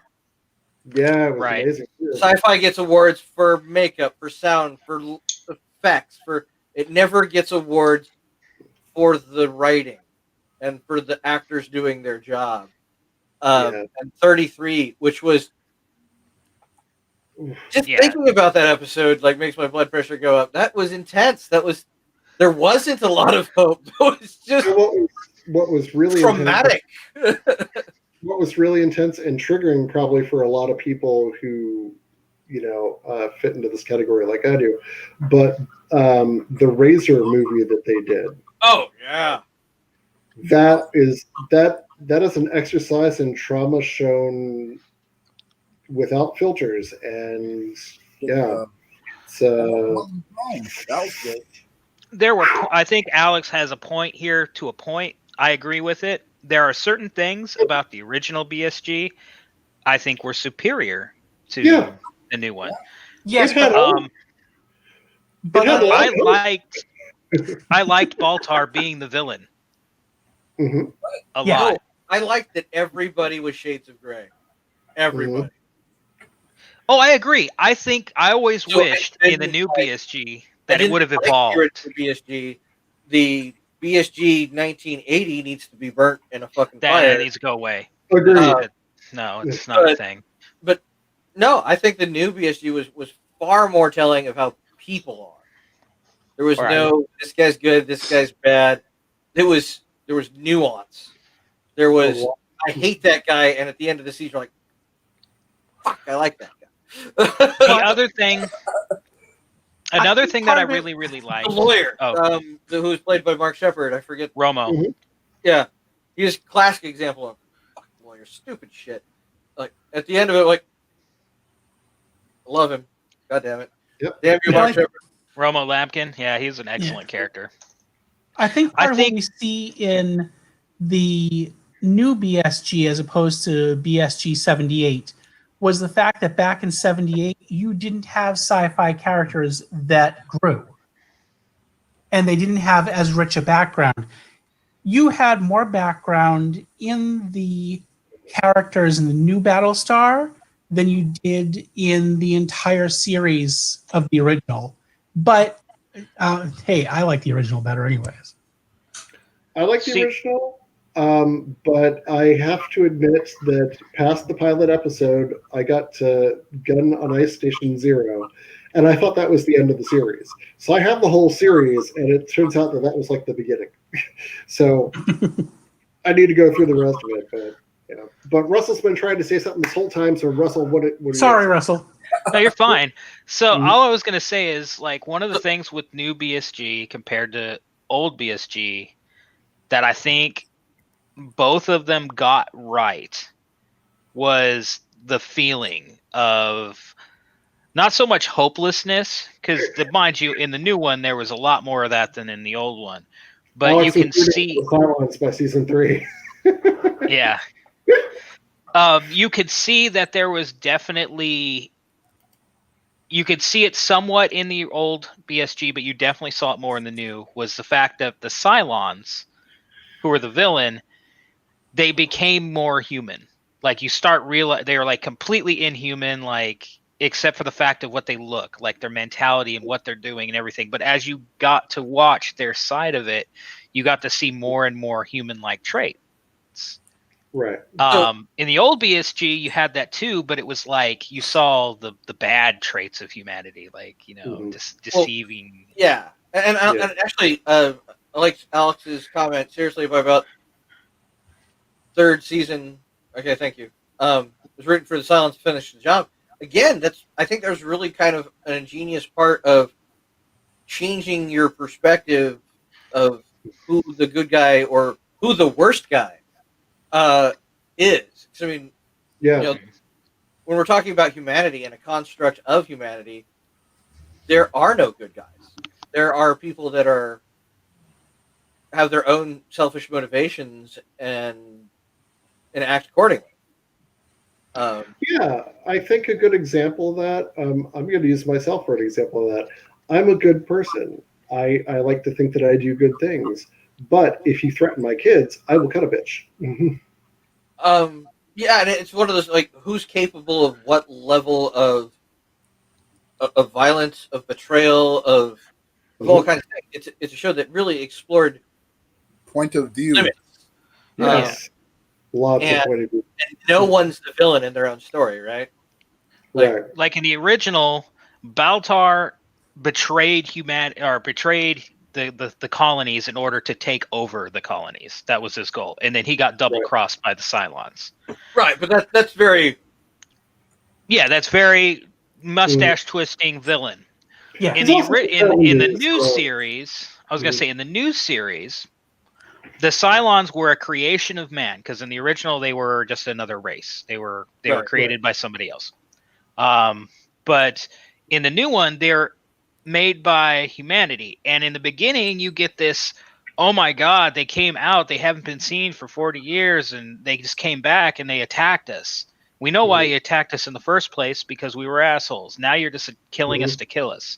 But then at the very end of it, if you finally see Blood and Chrome, you get the explanation of why they came back. Yeah. Well, because humans couldn't leave well enough alone. Right. And which I think is honest. I think right. I think that's the big thing about the new BSG that I liked a little bit more than the old one is the old one, there was more honest intention behind it. Like there was more, like you can look at the characters and what they're doing and how they're coming to their conclusions on all sides. And it made sense. It made logic. It had logical sense behind it. Whereas with the original, I never really kind of got why Baltar ends up does he just give up? And he's just like, fuck, I'm the last human. I'm going to be the only last human. Because at the end, he's like trying I need to destroy the fleet. I need to destroy Galactica. Like he becomes he becomes Gargamel from the Smurfs, because in the beginning, Gargamel, all he wanted was their gold. He wanted gold that their little village was on top of, and then by the end of it, he's like, I don't know, he's trying to eat them or something. Like, I want to make them into a blue pie and become one of bread. Yeah. And I was like, good Lord, Gargamel took a turn for the south real quick. Like, and so did Baltar. Like originally, he wanted to rule over humanity, and then he just whatever. I'll just be some little underling in the Cylon Empire, but I need to destroy humanity now. It's really hard to come up with the evil character, because what happens if they win? Right. It's like how many? We know how that happens though, because Superman 2 was what happens if they win. Great, I'm ruler of the world. Then we get Superman 3. Yesterday, I'll be ruler of the world tomorrow. Whoop-de-da. But how many of the Bond villains were, the other? We had our mustache twisting ones that were just kind of caricatures, but there were some of them there that had some depth that were like, they were the heroes of their story, and Bond was in the fucking way. Well, Moonraker, they want to save the world. How many of them are Thanos that are on this goal to save things with this misguided intent? Seriously, right? Well, it's like to me, it's like the flat Earth people. Okay, God love them, because I don't know, but what's the point? Let's say that all the flat earthers are correct and we're living on a flat disk with a dome. Okay? What's the point of any scientist in the world, not coming out and telling us that? What is the end goal? If all the scientists keep that secret, do they get like free Arby's? They get cookies or something, right? The one thing that I admire about conspiracy theorists is their optimism. Yeah. They believe in humanity a lot more than I do. Because clearly, them bitches have never run a project. Yeah. Much less a government project. Holy balls. You think you can keep anything a secret? Are you fucking kidding me? Yeah. A good point on the Bond villain too. You know, what's the point? Do they get free Arby's? Do they get free cookies? I mean, what's the end goal? Because it doesn't. SCI clearance. Let me tell you, there's nothing there. Just let me go to the bathroom by myself. I think the think best. you can't play sports with conspiracy theorists because they want to win and they will do whatever it takes to win. Right. There I we think go. with the Bond villain thing too is one thing that really struck me was an episode of Deep Space Nine where they had the whole crew become basically Bond characters in Bashir's little holodeck program, and at the end of it, he's like, "No, I'll push the button," and I'm like, "I have been waiting for Bond to do that for like 23 movies now. Finally, he fucking does it." And I was like, "Oh," and I just love the villain's response. He's just sitting there like, I didn't think you'd actually do it. "What the shit?" What? No, actually, following through on this. God damn. Like he just seemed like so disappointed because he's like, "Oh, the whole time it's like the whole Joker and Batman thing. Joker is nothing without Batman." Remember the episode of the animated series when the Sammy the Squid supposedly killed Batman? If you guys haven't seen it, there is an excerpt of it of Hamill doing the speech live, and there is also clips of it on YouTube of the death of Batman, supposedly, where the Joker just goes off on this guy in the best possible way and throws him in a coffin and shoots him into acid because he's just like, without Batman, crime has no punchline. And I will not be satisfied until that man there is put in that coffin there and dropped into that vat of acid over there. It's amazing. Yeah, they did something similar in the Harlequin freaking cartoon. They Scarecrow unmasks Batman like right in front of the Joker, and he's like, "What? It was him the whole time?" And then he's like, "Why would you do that?" And then the Scarecrow's like, What? I thought you've been trying to do that the whole time." He's like, "No, I don't want to know who he is." He's like, "This." It's like the Lex Luthor episode in Justice League Unlimited, where he inhabits Flash's, where Lex Luthor inhabits Flash's body, and says, "Well, if there's nothing else I can do, I can at least find the identity of this guy." And he pulls off the mask in the mirror, and it's like, I have no idea who this is. Yeah, like they missed a silly question about. Sorry, not silly, but a question about kilt guidelines. Submitted to the kilt guidelines. As far as I know, the decision has not been made yet. Oh, I just got it. Do you know if the kilt guidelines gets submitted? Did they get submitted? As far as I know, yes. So we established our own tartan, did we not? Like that was a thing that got done? Yeah, so he also David Worthy and David Shorey also came up with an idea for I don't know how to put it. an official how to wear kilt with Starfleet uniform, kind of a manual. And they had sent that to the commander. As far as I knew, that had been sent to the commander to bring up with the EC. Okay, so interesting point. Starfleet has no policy on uniforms. Correct. There is the closest ones are in SFMC and probably the Makos. They have designations for wear, but even those recommend that we have. These are guidelines. If you would like to look like your fellow member, we cannot prescribe what you do or do not wear. So let's because we're not an actual military organization. Right. Let's be clear. I cannot dictate what you spend money on. However, would you like to look like everybody else? This is the way to do it. So I would say that they are authoritative. They are not directive. Well, in that vein, I like to bring up the fact that, bringing, trying to get, your members trying to get people to do something when you pay them is one thing. Trying to get people to do things voluntarily is a whole different beast of project management. Oh, yeah. Oh, yeah. So if you're one of those people that can actually get people motivated and you're not paying them and get them all on the same page, that should be on a resume, but never, ever, ever, ever put it on your resume because you look silly. Like, just a case in point, I'm in a first contact uniform. I am obviously in the command division colors. I am wearing a comm badge from Discovery because I like this comm badge, and it is the engineering one. So there's no real requirement. I mean, it's kind of you wear what you want, but And I'm going Starfleet Grecian tonight.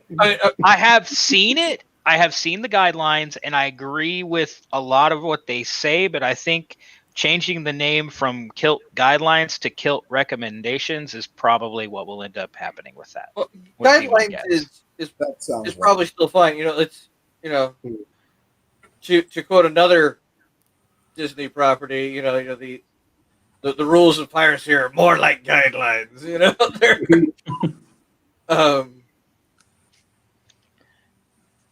They're like I said, they're authoritative in that this is the right answer, but they are at no means directive in that thou must do. Yeah.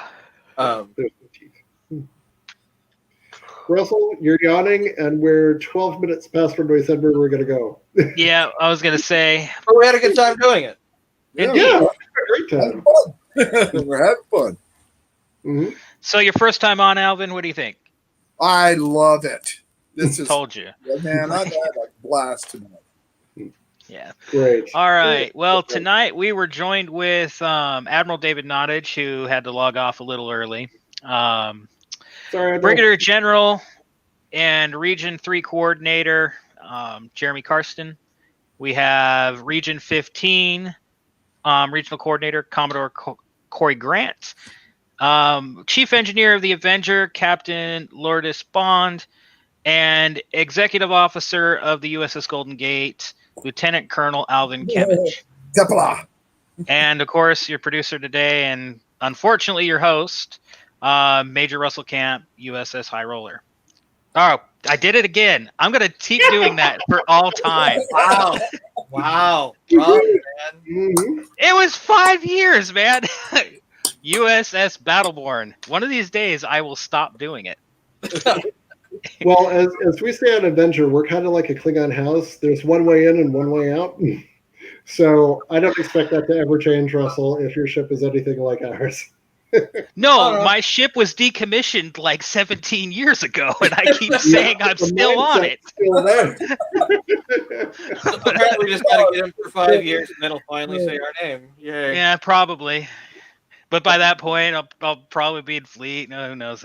Whatever. But anyway, everybody have a good night, and as always, live long and prosper. Kapla. But that's all, folks. Where's my mouse? Leave it. Push the button for